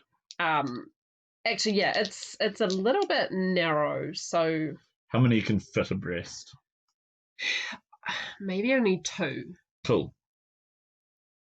Actually, you know what? And I don't think it's right that they can... Yeah, you know what? I think it really has to be only 2 can attack at a time. Sure, okay. So it's going to be hard for you to get through to Ruslan. Yeah. But it does mean, like, they can't really shoot because they'll be shooting into their own guys. So it's really just the front line attacking at this point in time. But these 2 who are attacking have multi-attack. Of course they do. Yeah. Oh, and they have pack tactics. Oh, great. Ouch. Okay, so that's a lot of dice. How are you going to keep track of which True. ones Yeah, are I'll roll which? them one at a time. So there's Okay. what, 4 attacks on Valentina, is Yeah. it? What's his AC? So 14, but he's got a reaction that he can use once. Okay. So both attacks are hitting. He can use his reaction. Cool. So it's if someone hits him and they only just hit him, then he can put his armor class up to 16. Okay. They got a 20 on the first one and a 19. No, he's not going to put either of those. All right. So he takes 2 hits with 13 damage. Ouch. Yeah. Oh, yeah. It's a good thing he has second wind. Yeah. And can just wipe a whole lot of that off. Yeah. All right. Next Then one. again, that does mean he's only going to do 1 attack next turn. 21 and not a hit. Okay, so he might be going down. 7 damage. Yep, he's down. That's a lot of attacks to take in one volley. Yeah. That's a hell of a lot of attacks to take in one volley. I think I might be changing what happens here. I think we might be getting a TPK here. It's not going to be a TPK. Or is it? It's not. We'll see. Anyway, so I have to kill you. who's There's no reason next? to kill you. no, they'll just beat us up, take all our stuff. Like all our weapons and our boots. And your mum's And sword. our jewellery and our mum's sword. Yeah. What happens when one of your party members, family members, is an object who can be stolen? It's a bit lame.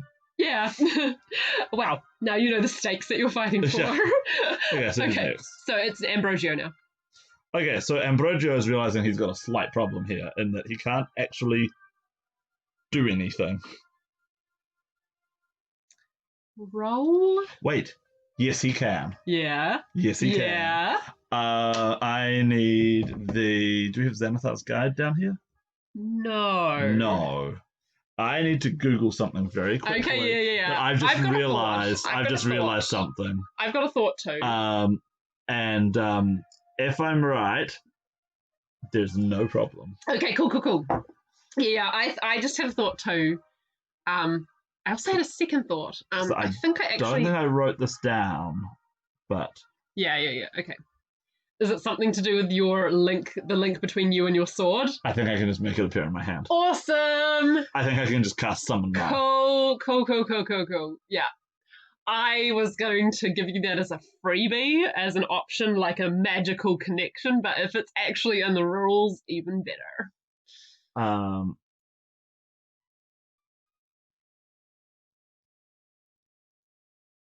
No, I can't. Oh, no. I think it might be a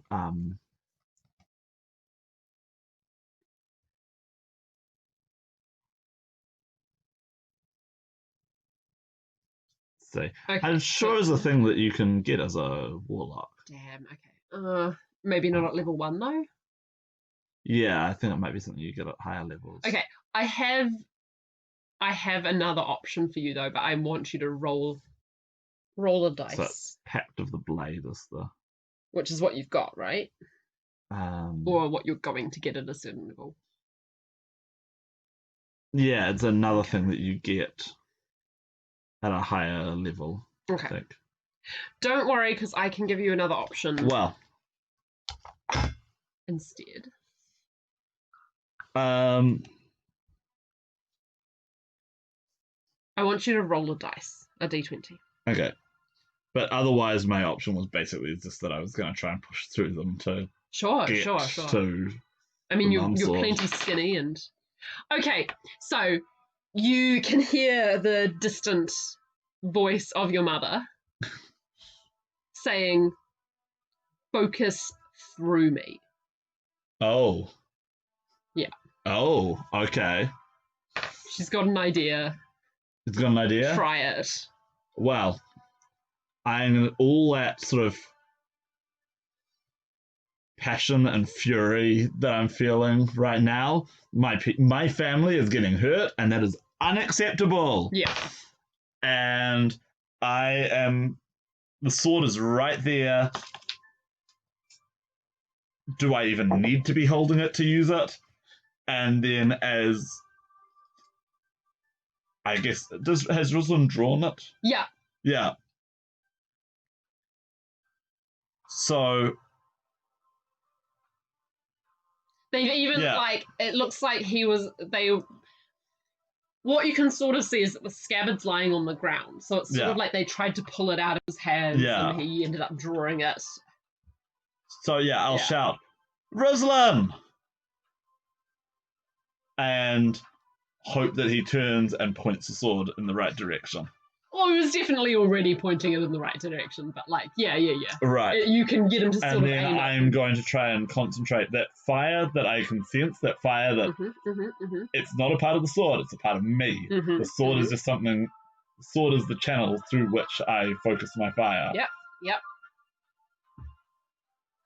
So, will this work? I want to use my Sign of the Griffin ability. Ooh, that too. It means that if I am adjacent to my enemies, I get a bonus to.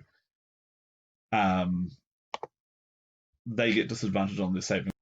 I'm up close and personal with them. Can I do that if I am up close and personal with them, but the sword isn't? But the sword is the origin point for the spell. But I'm doing the aggressive, in-your-face-ness of the griffin. Nice. I just have to answer my translator, sorry. Sure. But anyway, I'm going to get the sword to spit out burning hands.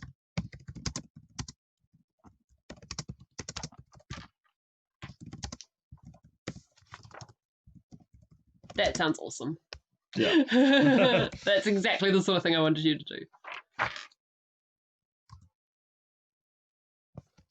Yeah. So they all have to make a dexterity saving throw with disadvantage. Ooh, it doesn't help that they're all so close together. Yeah, and it's going to do that cone. Oh, with disadvantage, ouch. With disadvantage. Okay, so I'll go against them sort of in order of how close they are. So it might not get all of them, but it would be, if we're here and they're here and Rosalind's here, then the cone might be like that. It is going to hit them all. It's really... They're all really closely packed. Yeah. Yeah. So, start with the guy who's closest. Now what should I roll badly for damage? So, disadvantage, what's the DC? 14. Yeah, hit. And then the next guy hit. Oh boy. The next guy hit. Oh boy. So... Yeah, they're all hit. I had been wondering if that power was too weak. That, giving your enemies disadvantage and you have to be up close and personal with them. On the other hand, the amount of firepower that this is doing is going to be pretty phenomenal. So, as long as I can roll well for damage. Oh dear. How much? 7 each. Aww. I rolled a 1, a 2, and a 4.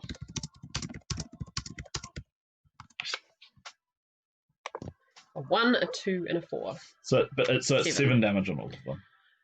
Ooh. There's another feat that I'm going to take when I get round to it. You know what? Will let me do more fire damage. That's 35 damage, James. That is 35 damage. 35 it's damage. Just not bad it's at nothing all. Nothing to and I can do that again next turn. In fact, I can do that up to 3 times. So cool. It's not bad. Very cool. Okay. It's nothing to But yeah, I'll cast that one using my Warlock spell slot. Okay. Which, this is significant. Because that's the one that comes back every time I take a short rest. So long as you're tracking it, that's fine by me. Okay. It is Leona's turn. Okay, what does Leona actually have? What can Leona actually do?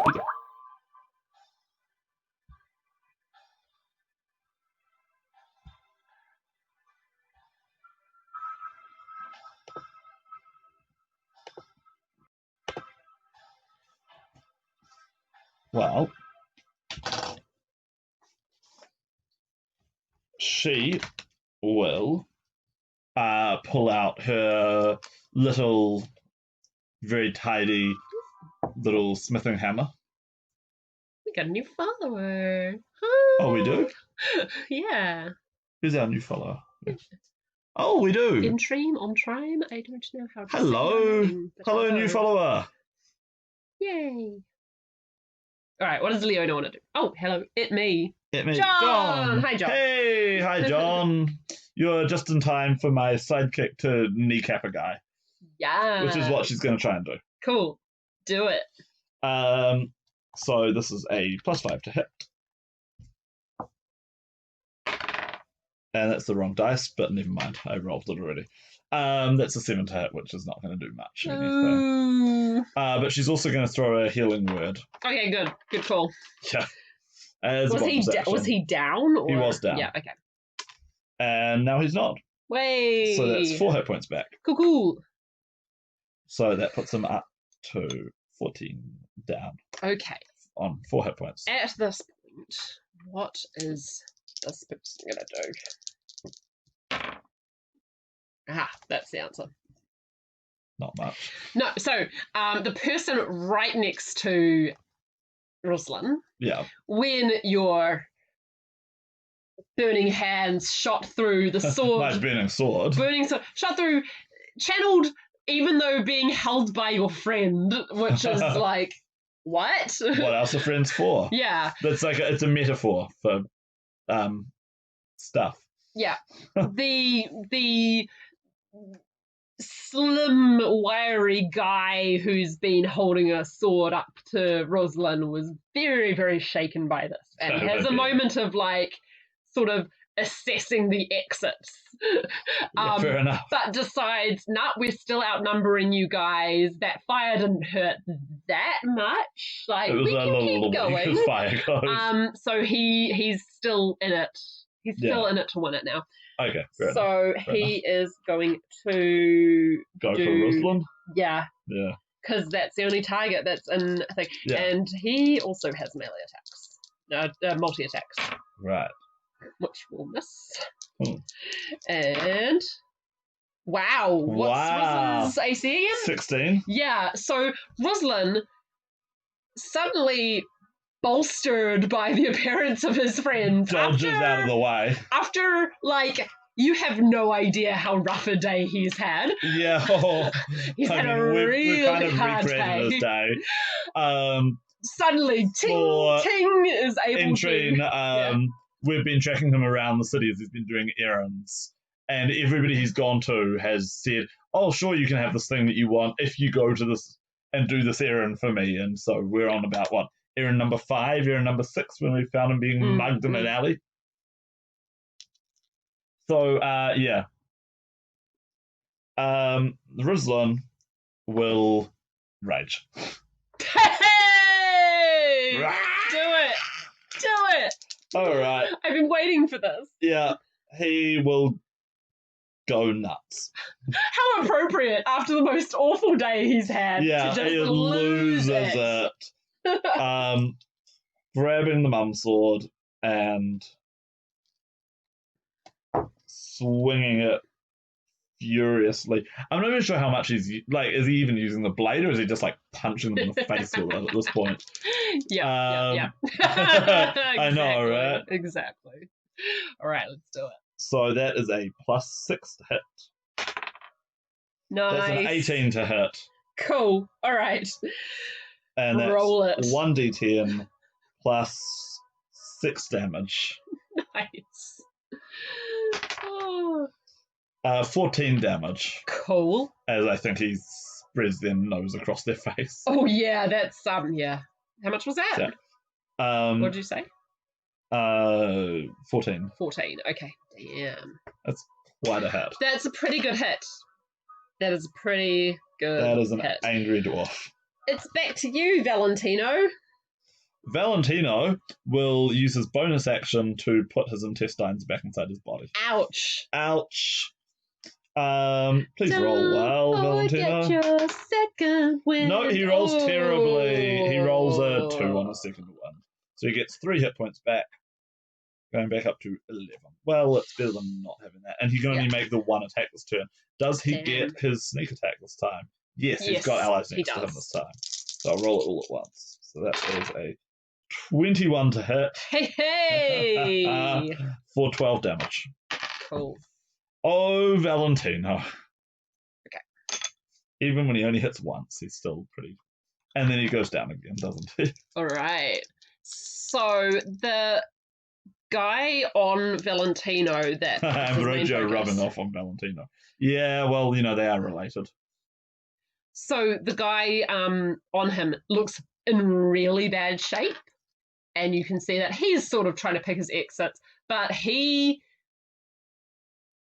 realizes with the guys immediately behind him and stuff, there's nowhere to go. He's going to keep fighting. So the two on Valentino are going to keep going. Who needs organs? Exactly, right? Strictly optional. Yeah. What's his AC again? 14. Oof, one hit. Oh. Bye, Valentino. 3. Oh, no, they rolled really badly now. Doesn't matter, he's... 7 damage. That's exactly how many hit points he had. Oh, really? I thought he had 11. No, that's how much damage he's taken. Oh, okay. All right, so he's down again. He's down again. Who's in front, Leona or Ambrogio? Oh, It's Leona, isn't it? Yeah, it's Leona. Okay, so Leona's going to take the next attack. So, yeah. No. Okay, so she will take... Oh, her armor class is 18. I know. Yeah. Okay. 8 damage. Okay. Ouch. It is now Ambrogio. Did their burning hands. Yeah. Yeah, really, it's the only thing he can do at this point, unless he gets a weapon. Tempted as I am to have him pick up Valentino's sword, chances are Valentino's going to use it himself on his turn. So, yeah, we'll do the same thing. We'll just keep channeling. So, yeah, there's a dwarf using the sword just as like a club now to beat people down, while the sword is just spouting fire in all directions. Yeah, who needs organs? Who needs organs? So, yeah, same deal as before. Alrighty, so... Though, yeah, if I had to step back for Leona, they're not going to be adjacent to enemies, so they don't have disadvantage. Yeah. Oh, they don't have disadvantage. They don't have disadvantage. Okay. Well, I'll roll all of the little guys first. What's the DC? It is 14. Okay, so only one guy fails. And the guy on Roslyn, immediately there, fails as well. Oh, okay. 2, 5, 8. 8. Still rolling below average. So that's 4 down to the guys... guy who passes and 8 to the ones who failed. Ah, okay, cool. So the guy that did try and make a little escape goes down. Yeah, and he's probably dead because you can't really knock people out with torrents of fire coming out of the sword. Quite crispy.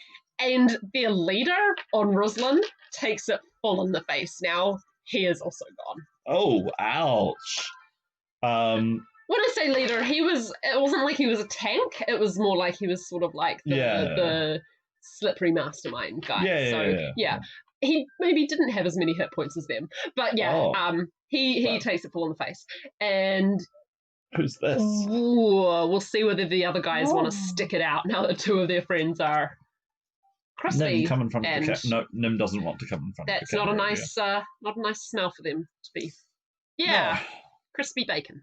I don't know if they're going to get the opportunity to escape now, though, given that Roslyn has gone berserk with his flame-throwing sword. That's true, they might not get the chance, really. They might have lost their opportunity to escape. All right, it's Leona's turn. Well, she's going to do the same thing. She'll try and kneecap someone and also cure Healing Word on Valentino. Yeah, cool. So... Healing Word for... Oh, we rolled even worse than last time. 3 hit points back. So, you just can't win, can you? You know what? At least Ambrogio is doing okay this time. Yeah, that's true. Yeah. Once he got that level on Warlock, he just took off. Yeah. He only has 1 more use of Burning Hands left. But that's probably all he'll need at this point. Yeah. Anyway, she will now try to hit someone with her Warhammer, and a 24 will probably do it. Hey, nice. Roll it. So that's 1d8 plus 3 is 9 more damage. Nice. Okay. Cool. Crunch. All right. These guys are starting to look super worried now. Yeah. Starting to feel a little bit dead-ended as they are stuck between, like, 3 raging teenagers and an actually raging dwarf with a sword that keeps shooting fire somehow. I'm imagining that it's just continuously like spitting waves fire. of fire, yeah. That it's not like it's like blast, pause, blast, pause, blast, pause, but it's just going screaming, yeah, in every direction as he's using it to punch someone in the face. Speaking of, it's now Ruslan's turn. Well, him of the streaming sword of flame. Ruslan is just going to go for the next bit. He's berserk at this point. He's pissed off and he's out for crisps.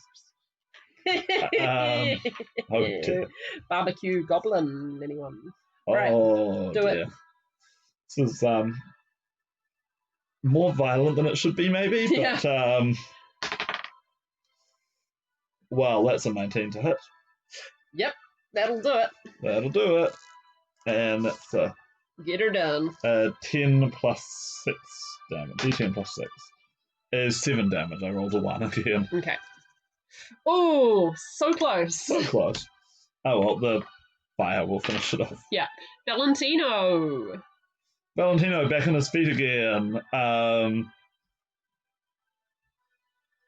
guess he's run out of ways to put his internal organs back in, but, well, who needs organs, right? Yeah. So he will just keep attacking the sword and dagger. Yep. He gets his sneak attack off as well. Sword and dagger.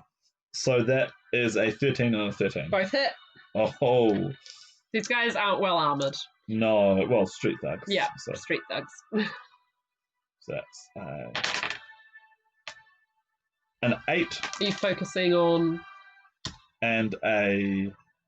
Actually, we'll try and drop the guy who's hurt. Yeah, we'll drop the guy and then... So that's 5 damage on the guy who's hurt. Yep, he's dropped. And then 8 on the next one. Nice. Okay. Finish off people. It is now these guys, and I'm gonna see if they... And I think Valentino will shout out those of half dead. You should have run while you had the chance! Well, they're gonna try and run now. Okay, well, that's... Because they... Yeah. So, they're just gonna sort of try and do a disengage, push through. Okay, so if they do a disengage and I know run, you can take attacks of opportunity. No, they can't. If they disengage rather than do a double move, we don't attack of opportunity. Okay, right, I see. They spend so the action to disengage. Yeah. They spend their action to disengage, and then their move action to move back. Right.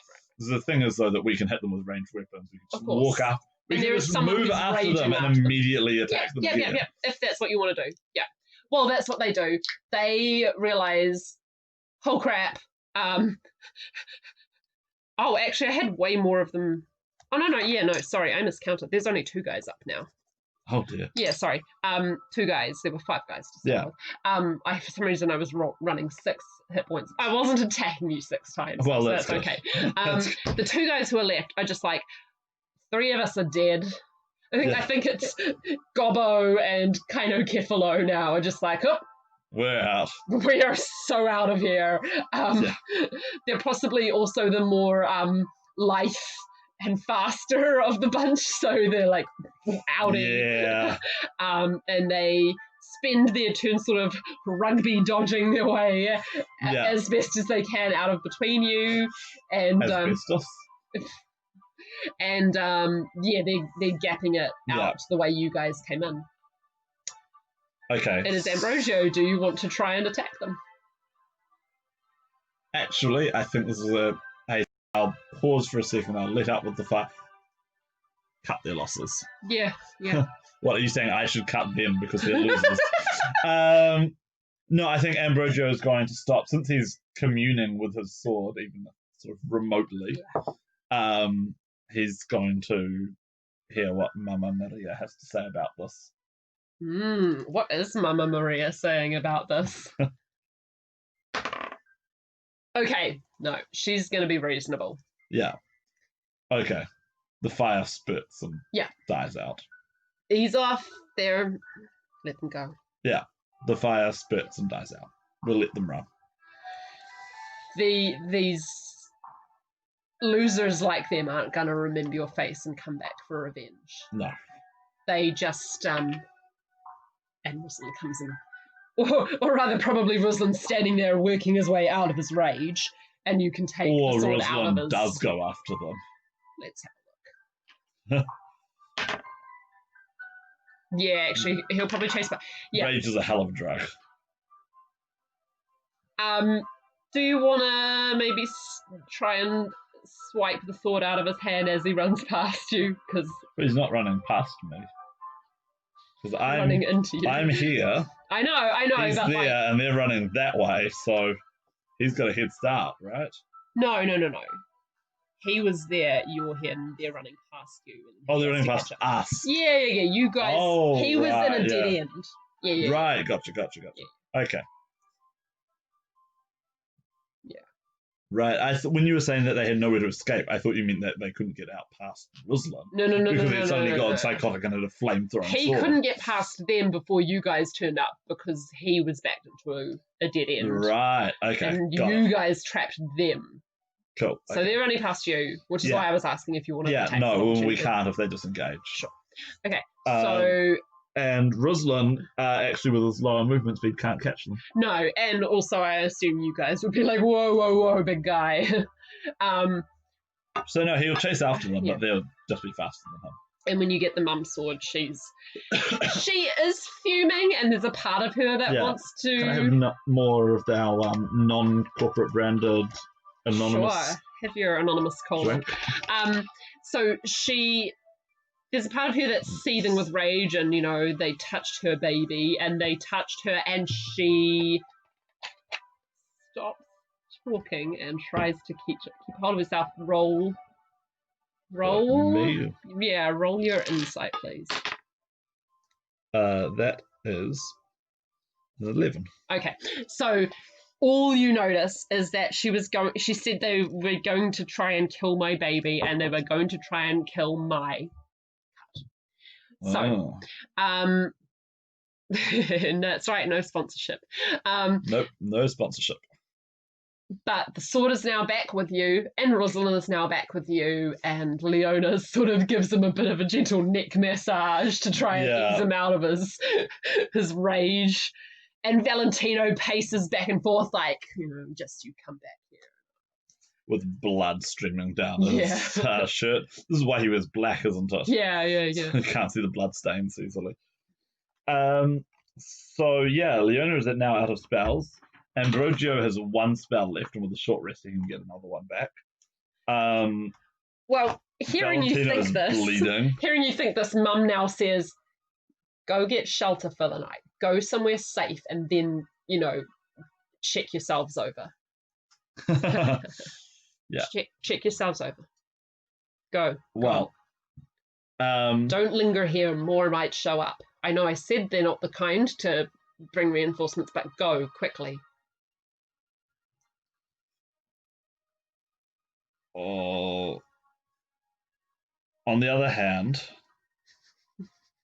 actually, we're going to go back to that market. Oh, yeah? We've got smith's tools. We'll have a whetstone. Yeah, absolutely. Yeah.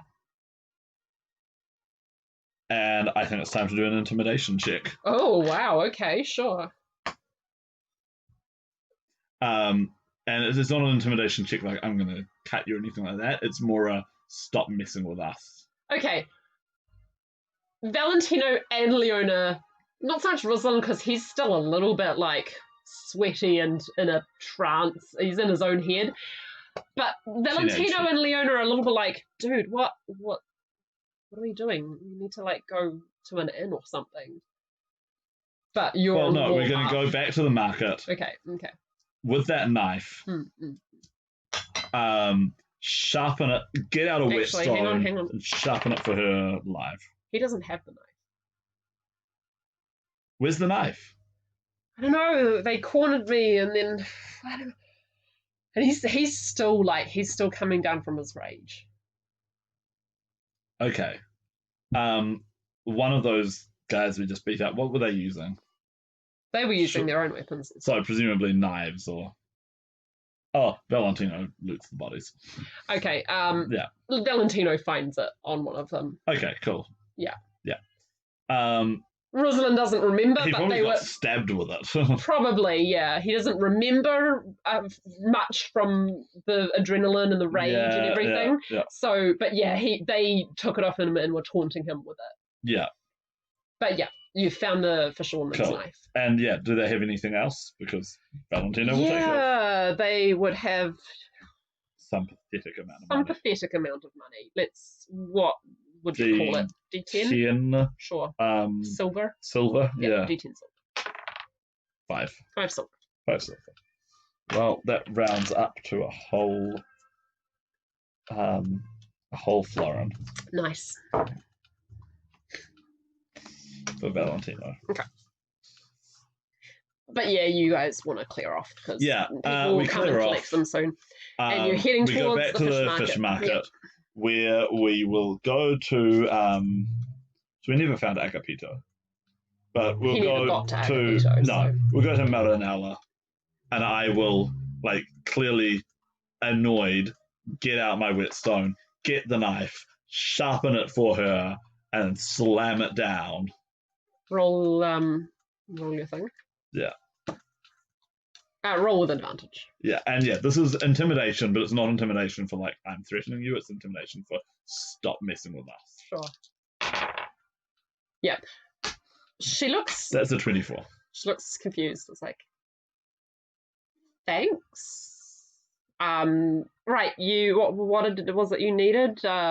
Seafood for lunch. Who is this for? She asks Rosalind. Joya the charcoal vendor. Oh, right. Yeah, I know her order, and she puts together the order for Joya and hands it over to you. And looks like she is intimidated, but also confused. Yeah, it's not her fault. Exactly, really, it's not her fault. But it's the cumulative effect of all of these people. Yeah, absolutely, absolutely. That 19 is probably what I'm doing for everybody. Yeah, sure. Here is your fish. Stop messing around with us. And Joya's like, okay, sure. I mean, yeah, I was messing with him, but and she. Yeah, we're not saying stop messing with us, but there's that clear attitude. Yeah, sure. Roll your insight. Roll it for all the teenagers.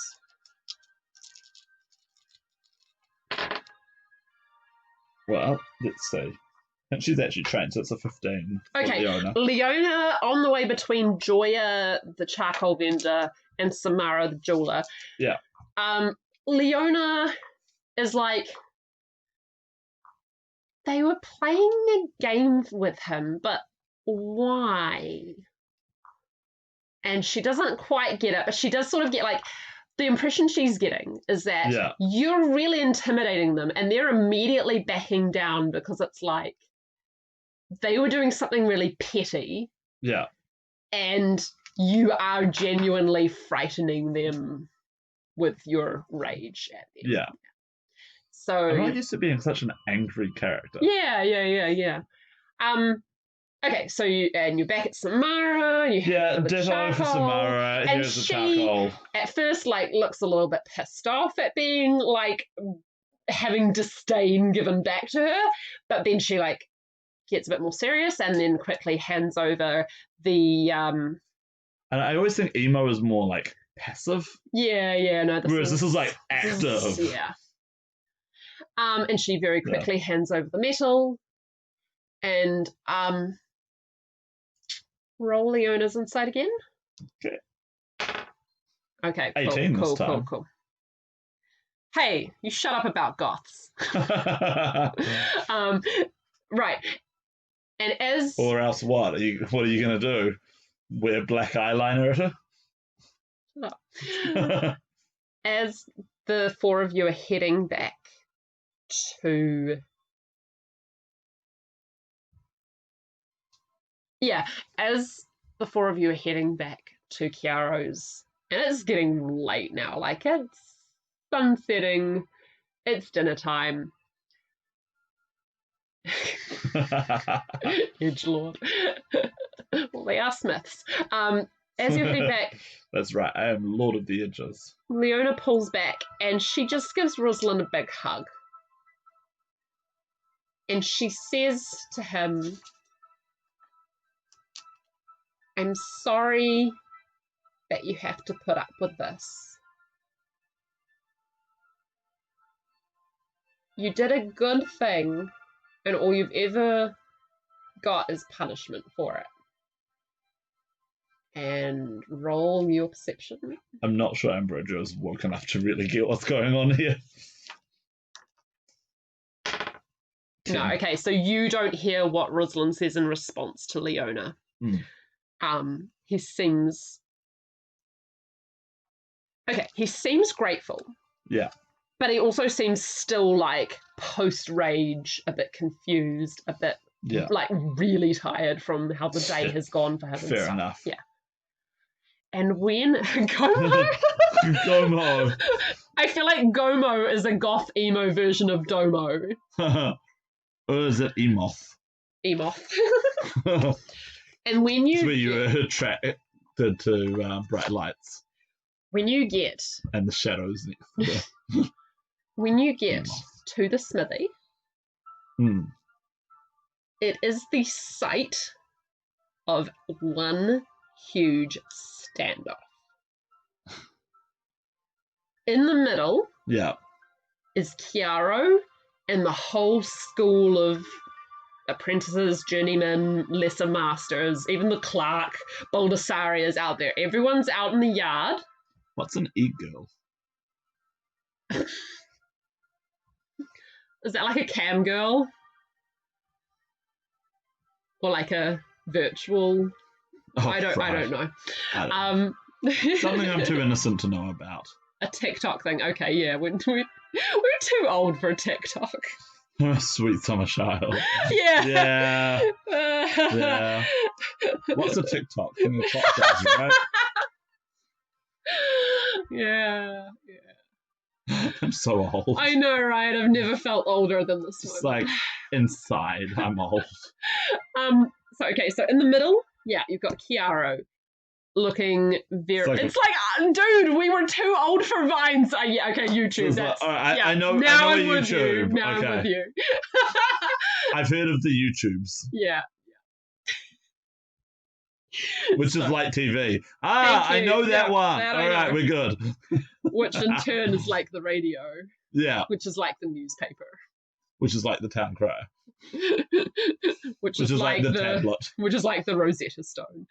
I know we're not that old, but I never did Vines. I never did Vines. I'm sorry, okay? Anyway. So, in the black corner. There's no black corner. Yeah. In one corner. Yeah. Is Commander Fidelia. Wait, Fidelia? Yep, Commander Fidelia, the Ovi Kefala you saw in Falsina a week or so ago. Oh. And a small contingent of delegates from Staglia. Have they seen us? Well, no, because they're focused on Chiaro, who is in the middle of them. Yeah. And a small contingent of distinctly Middlelanese people, which of course you can recognise because you are from that region. Right. And as you sort of stop in your tracks, from the gist of the conversation, you get that they have both arrived here to purchase the swords that Chiaro has been working on.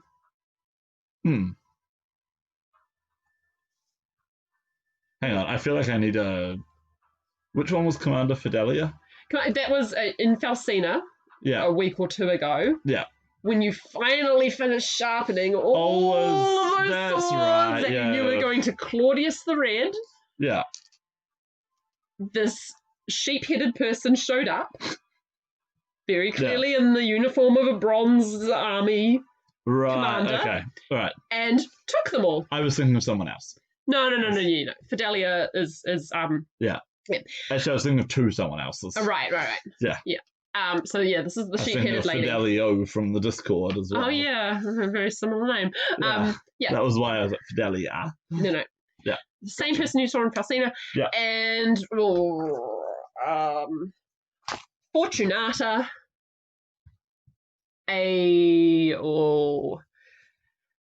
She let me just think.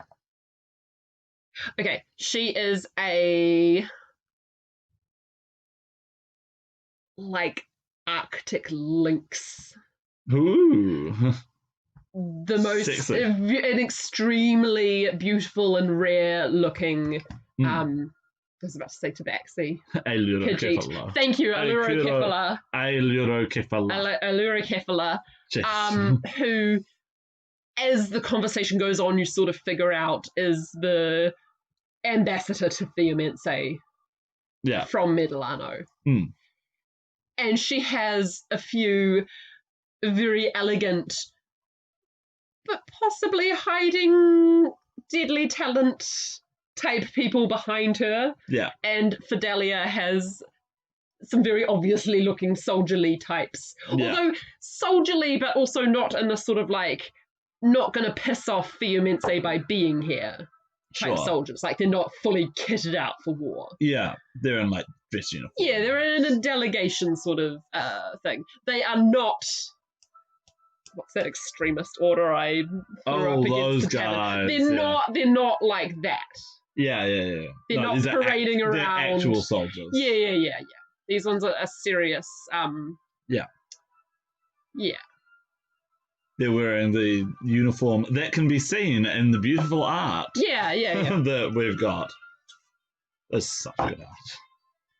That looks so good.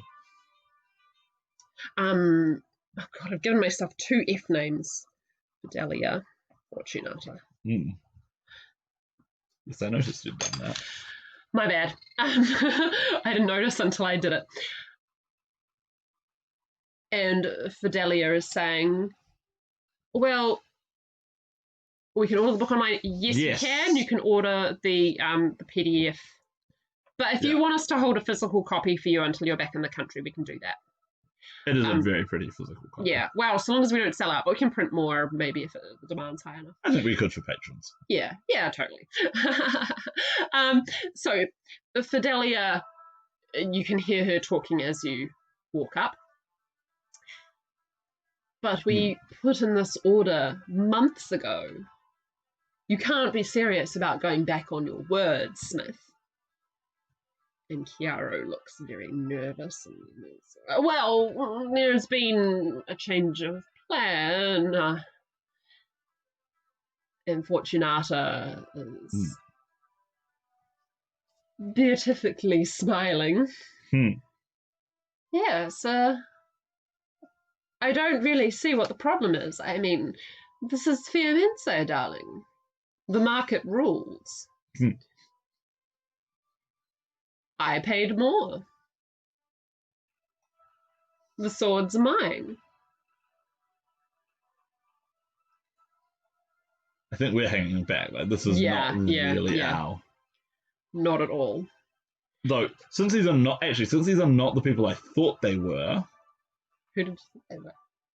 I thought it was the people who chased us from Falsina. I thought they'd turn up late. Oh, right. That was my first thought about who they were. No. Anyway, we'll just join in the crowd of apprentices and going at the back. Yeah. Calvina sidles up to you. We've sent for the town guard already.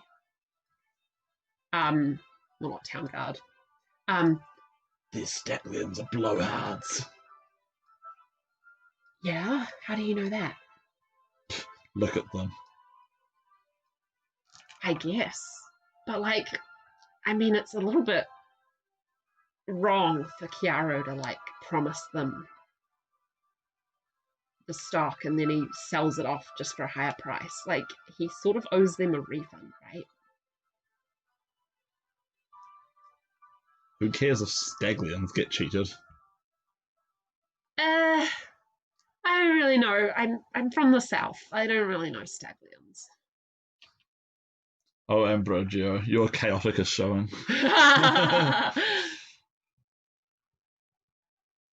What's so wrong about Staglians? apart from the fact that they say a great deal about honor and unity, and all they mean is conquest and imperialism. What does that even mean? Do you know what you're talking about? They want to conquer the world, starting with my people. That explains why you're starting. Actually, not starting. Yeah, they've already started. They did Treon. They maybe did the Coppers already. Yeah. Well, okay, fair enough. I don't think they're going to be able to defeat the Benevoli, though. Yeah, the Copper were, I think, around here. Monaco. That was exactly what I was thinking. Yeah. They were at Monaco and they went, whoop! But that's another smaller, less important city. Yeah. Cool. So. Yeah. And yeah, I don't think this is a conversation that I'm capable of continuing. No. Though, as James, I think the answer is, if the Bronze Dragons went up against the Black Dragons, well, the public knowledge of the Black Dragons is that they actually made a power play and they blew the whole thing. Right. So it's publicly, it's like, oh yeah, we. Whereas but actually, in the last episode, you didn't know anything about Benevoli, so you don't actually. No, this is James saying like. The Black Dragons would just be like, oh yeah, this area is just like, no one controls it. Oh, the Bronzes just took it. And organized crime continues as it has. Yeah. Totally. Yeah. The Bronzes are not capable of conquering it, really. Totally. So, what happens now is... Oh, on the other hand, the Bronzes wouldn't actually accept bribes. And they would actually try and stamp it out. So maybe we'll see what happens. It would be a different sort of war. And we will. You're making me want to do a sort of like total war of Tirenia, like play as your chosen faction, and how do you conquer Tirenia? Anyway, I have always imagined people listening to this stream that if the Kickstarter for the actual campaign guide is successful, then there would be a couple of supplements, and one of them would be the Tyrenian Wars. All the campaigns so far have been Tyrenia at the edge of, like Warhammer Total War. Yeah, that's what I mean. I really need to play that so much. It's like so many of my nerd fantasies. All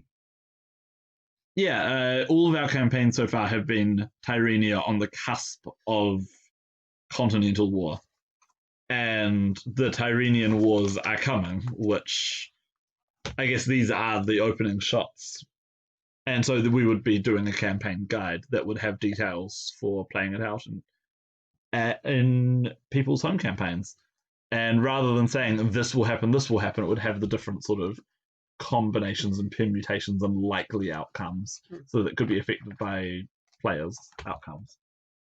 And we've had other ideas as well, but ideas are cheap. Yeah, we'll see. I would love to do an open world thing. Anyway, I'm thinking of the game idea. There are many game ideas. The card game idea. Oh yeah. Okay. Anyway, yes. So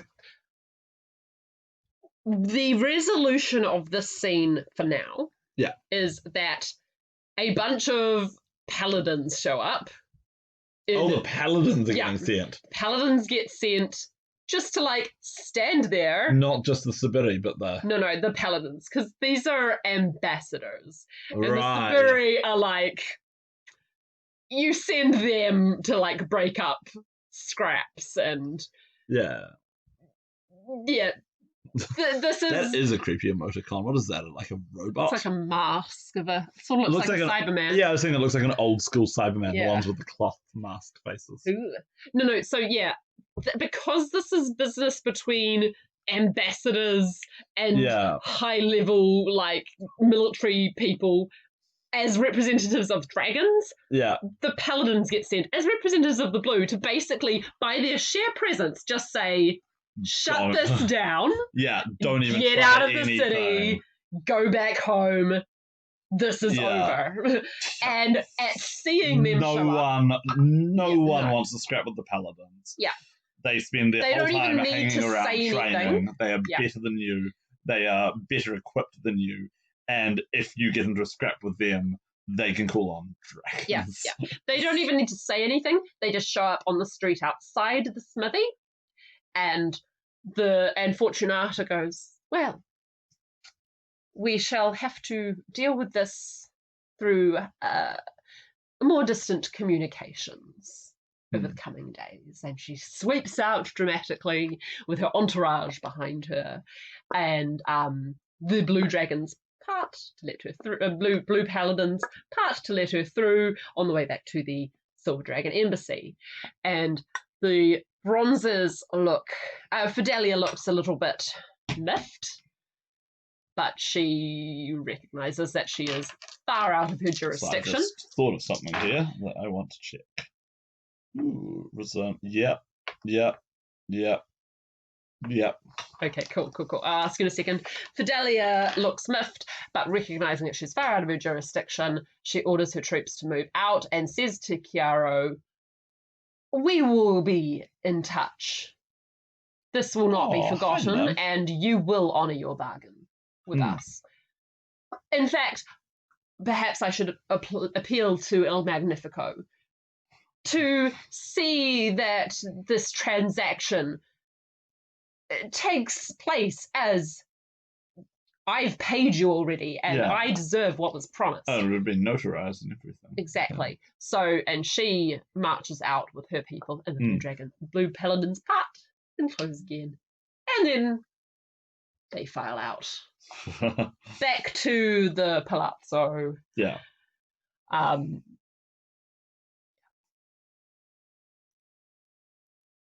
And the smithy is all a titter with. Yeah. Wow, that was really tense. I thought there was going to be a fight. What I realized, and we're going to talk to each other. Medilano is the best producer of weapons in the world. Yeah. They produce the best quality weapons in the world.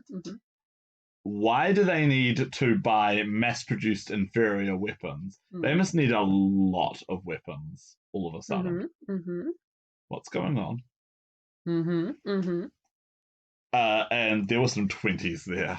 Nice. Okay, so 20s on what? For history, for politics, current events, figuring out what it means if the city of weaponsmiths and armorers starts buying mass shipments of weapons in large quantities. So as the four of you are sort of looking around, Rosalind's like, What's Nim messing with here? I wonder if some of the shield, she keeps batting it. She's eating something. Oh, is it a cockroach or something? What is that, Nim? Who knows? Oh, it's a feather. Oh, no. A cat is eating a feather while beating on a metal shield. So Rosalind is... The things we have sitting around our house, right? He's thinking away and he goes, I wonder, have some of our allies in the Tyrenian League started to perhaps amass for us? I haven't heard anything like that going on, but we have been in Falsina for a few weeks, and I don't know how much news gets to that backwater. And he puzzles away at this. And then Falsina is really not as small as you think it is. And then Leona is thinking, I wonder if it's just like maybe she's trying to buy out the weapons so that there's a shortage for Staglia. I wonder if that's what it is. And Valentino... But Staglia produce their own weapons. Sure, but they're also probably producing a bunch of armor and whatever other things that... hopefully they don't have anything, like any really cool war machines or anything coming for us. I mean, obviously, like, Venora will be okay, but, like, I don't know. Medilano's so pretty. I don't want to see it get destroyed. But they've been on the doorstep of Medilano for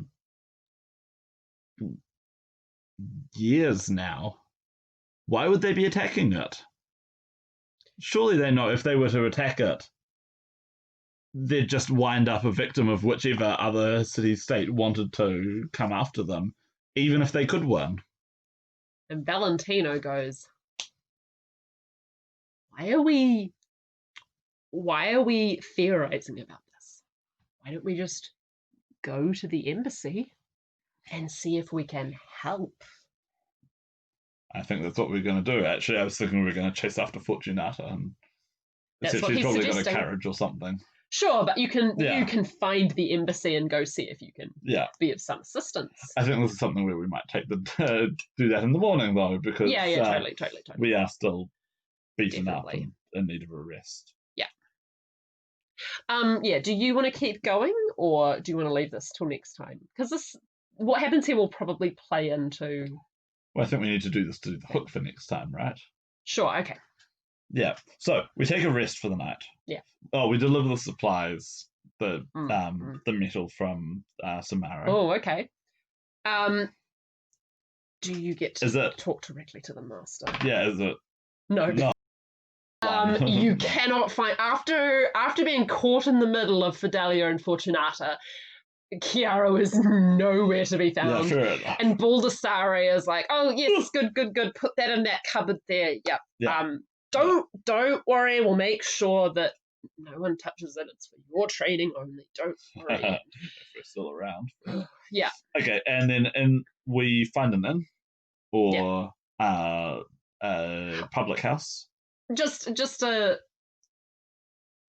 No one would notice if Rosalind stayed at the dormitory. For all of Chiara's bluster... I'm not actually sure any of us would think of that, though. Sure. We're not actually very sneaky people. Sure. Okay, so you're going to go down and... Yeah. Christ. Oh. Poor guy. So, you go to an inn and spend... Is it a nice inn? Or is it a sort of meh inn? It's a middle class. Cool. So actually, the other possibility is if there's a monastery nearby, because a lot of monasteries have put up travellers. Nice. But you make a donation. What? It's time to stay at the... Remember the Pancratian Society? The Order of the Pancratian. Yeah. Yeah. You get to stay at the young people's Pancratian Order. YPPO. Yeah. YPPO. You are looking for a reasonably priced place when you see the Young People's Pancratian Organisation. A place where people argue loudly in the courtyard while wrestling. Pause. Oh no, Watch not out. Falsina again. They might be talking about thinking. They are talking about thinking, but they're also wrestling at the same time. And the others are like, no, it's fine. They're wrestling. The wrestling seems to balance out the talking about thinking somehow. Yeah. It's all about balance. This seems healthier. Yeah. Somehow. Yeah. Somehow wrestling while arguing leads to less violence. Less meaningless violence, anyway. You know someone won a Pancratian tournament while dead, right? Yeah, you've told me that one before, yeah. So, less. How is this better? No one's doing the Herculean wrestling techniques are brutal. Yeah. Okay, so you're staying there for the night? Yeah, we'll stay there for the night. Yep. And then in the morning we'll head to the embassy. Okay. You head to the embassy and you will what's the name of the person at the front desk? There is a little placard. Faustina will assist you. She is she's a brown-haired lady, mostly normal human looking, except for little horns. Just little horns. Huh. Peeking out from her head. They're quite cute, actually. Right, is she one of La Bella? Cute little, no, she's just a cute tiefling. Just okay. cute little horns. Alright. Maybe by cute, I mean like maybe there's a succubus in her ancestry. Like she's attractive. Right. And she has horns. Yeah. No, I can think of the D&D succubus with the little... Yeah. Yeah, she's not one of the gross-looking demon presumably, though, she's got more clothes than that picture does. Yes. Yeah. Yes. Yeah. Just the only sign of her celestial or demonic ancestry is... Yeah. Okay. Well, I think for us, we're still just gonna... I think the first conclusion we would jump to is that she's like a goat person or something. Rather than jumping to, demons! Yeah, and that's probably why that's probably why she is accepted into normal society, whereas a lot of demon touched would be really badly treated. But yeah, her little horns and the fact that she's so cute can be excused away by like, oh, maybe she's a goat or sheep or cow or something person or unicorn person or whatever. Double unicorn person. Who knows what magical creatures are out there in the... But anyway. A binacorn. Binacorn, yeah. Actually, I think a bicorn is a thing. Maybe they're like little antlers. Yeah. Or maybe she's a deer person. Yeah. Anyway. I don't know why, but the first thing that came into my head was Talofa. Ciao. How can I be of assistance? I think this is where Ambrosia suddenly stops to think about, I've just walked into an embassy to ask them what's the news. Sure. We were at Chiaro's yard and we saw the altercation there. And we're from Venora. And we were wondering, is there some trouble back home? Are the Staglians attacking Medilano? Roll, I guess persuasion, but with advantage. Yeah. I'll just do that. Yeah. The 15. Cool. So she'll take you at face value. Yeah. You're a young boy. What possible guile could you... Otherwise, I could always produce the papers that show that I'm from. And if you do that, that seals the deal. Yeah, like, I don't think I need to... No. But, yeah. Yeah. I mean, you probably... Maybe behind you, Rosalind's starting to take them out and... Yeah, and then he puts them away once he realizes that. She'll just take you at face value and goes, oh, thank goodness. I'm so glad that you're safe. Safe?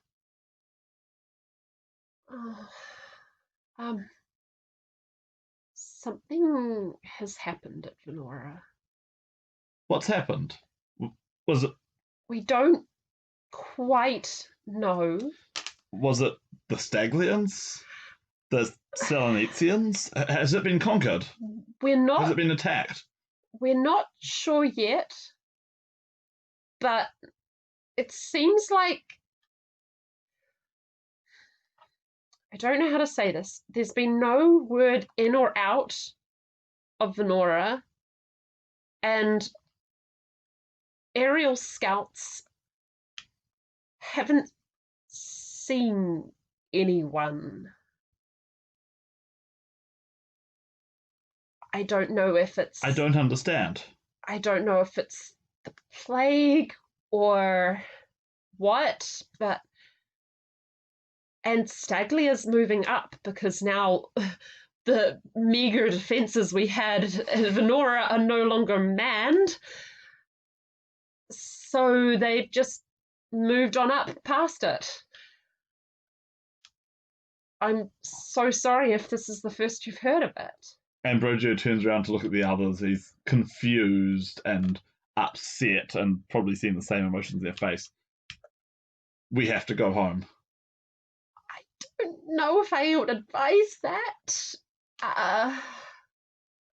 You'd be heading to very dangerous territory.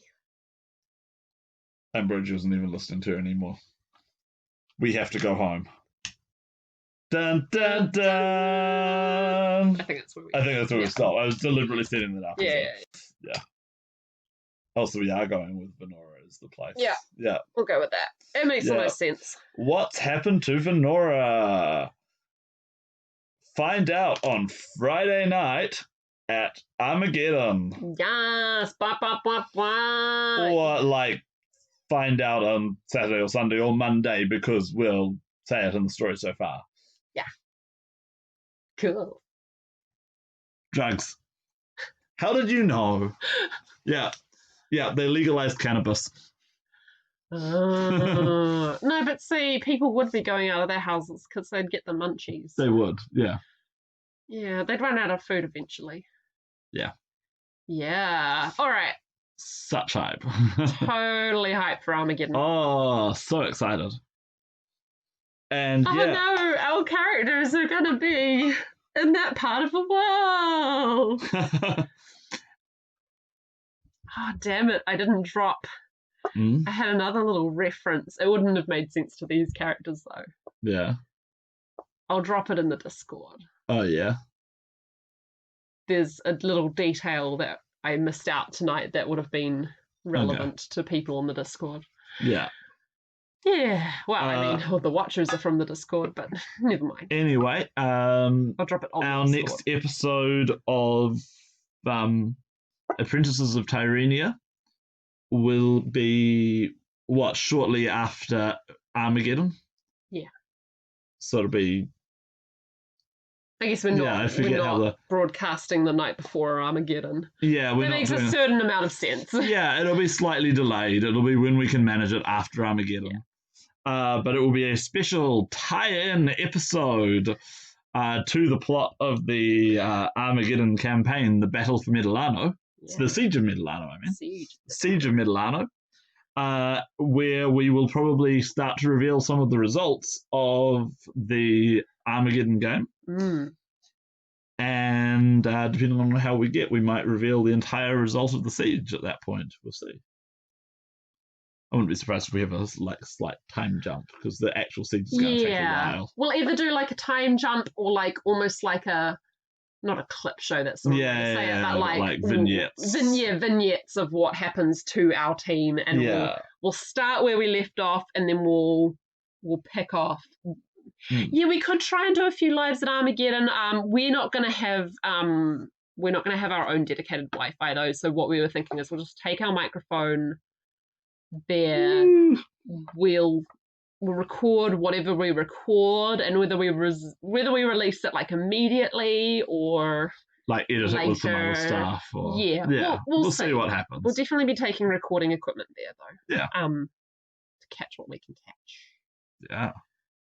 Catch me outside or inside the hall. Actually, I'm suddenly wondering if Ambrogio and co are heading up north. Are they even going to be able to get into Medilano? Or is there going to be an army in between them and the city? I don't know. We'll find out. Yeah, we will find out. Okay. Yeah. All right, team. Or is Ambrogio single-handedly going to raise the siege of... No. No, that wouldn't make sense for... Oh, but Claire, how much XP did we get? I have no idea. Ooh. We'll get there. We'll figure it out off stream. Okay, sure. Okay, team. Looking forward to the next one. Looking forward to next week. Thanks for following us, peeps. And keep gaming. Bye.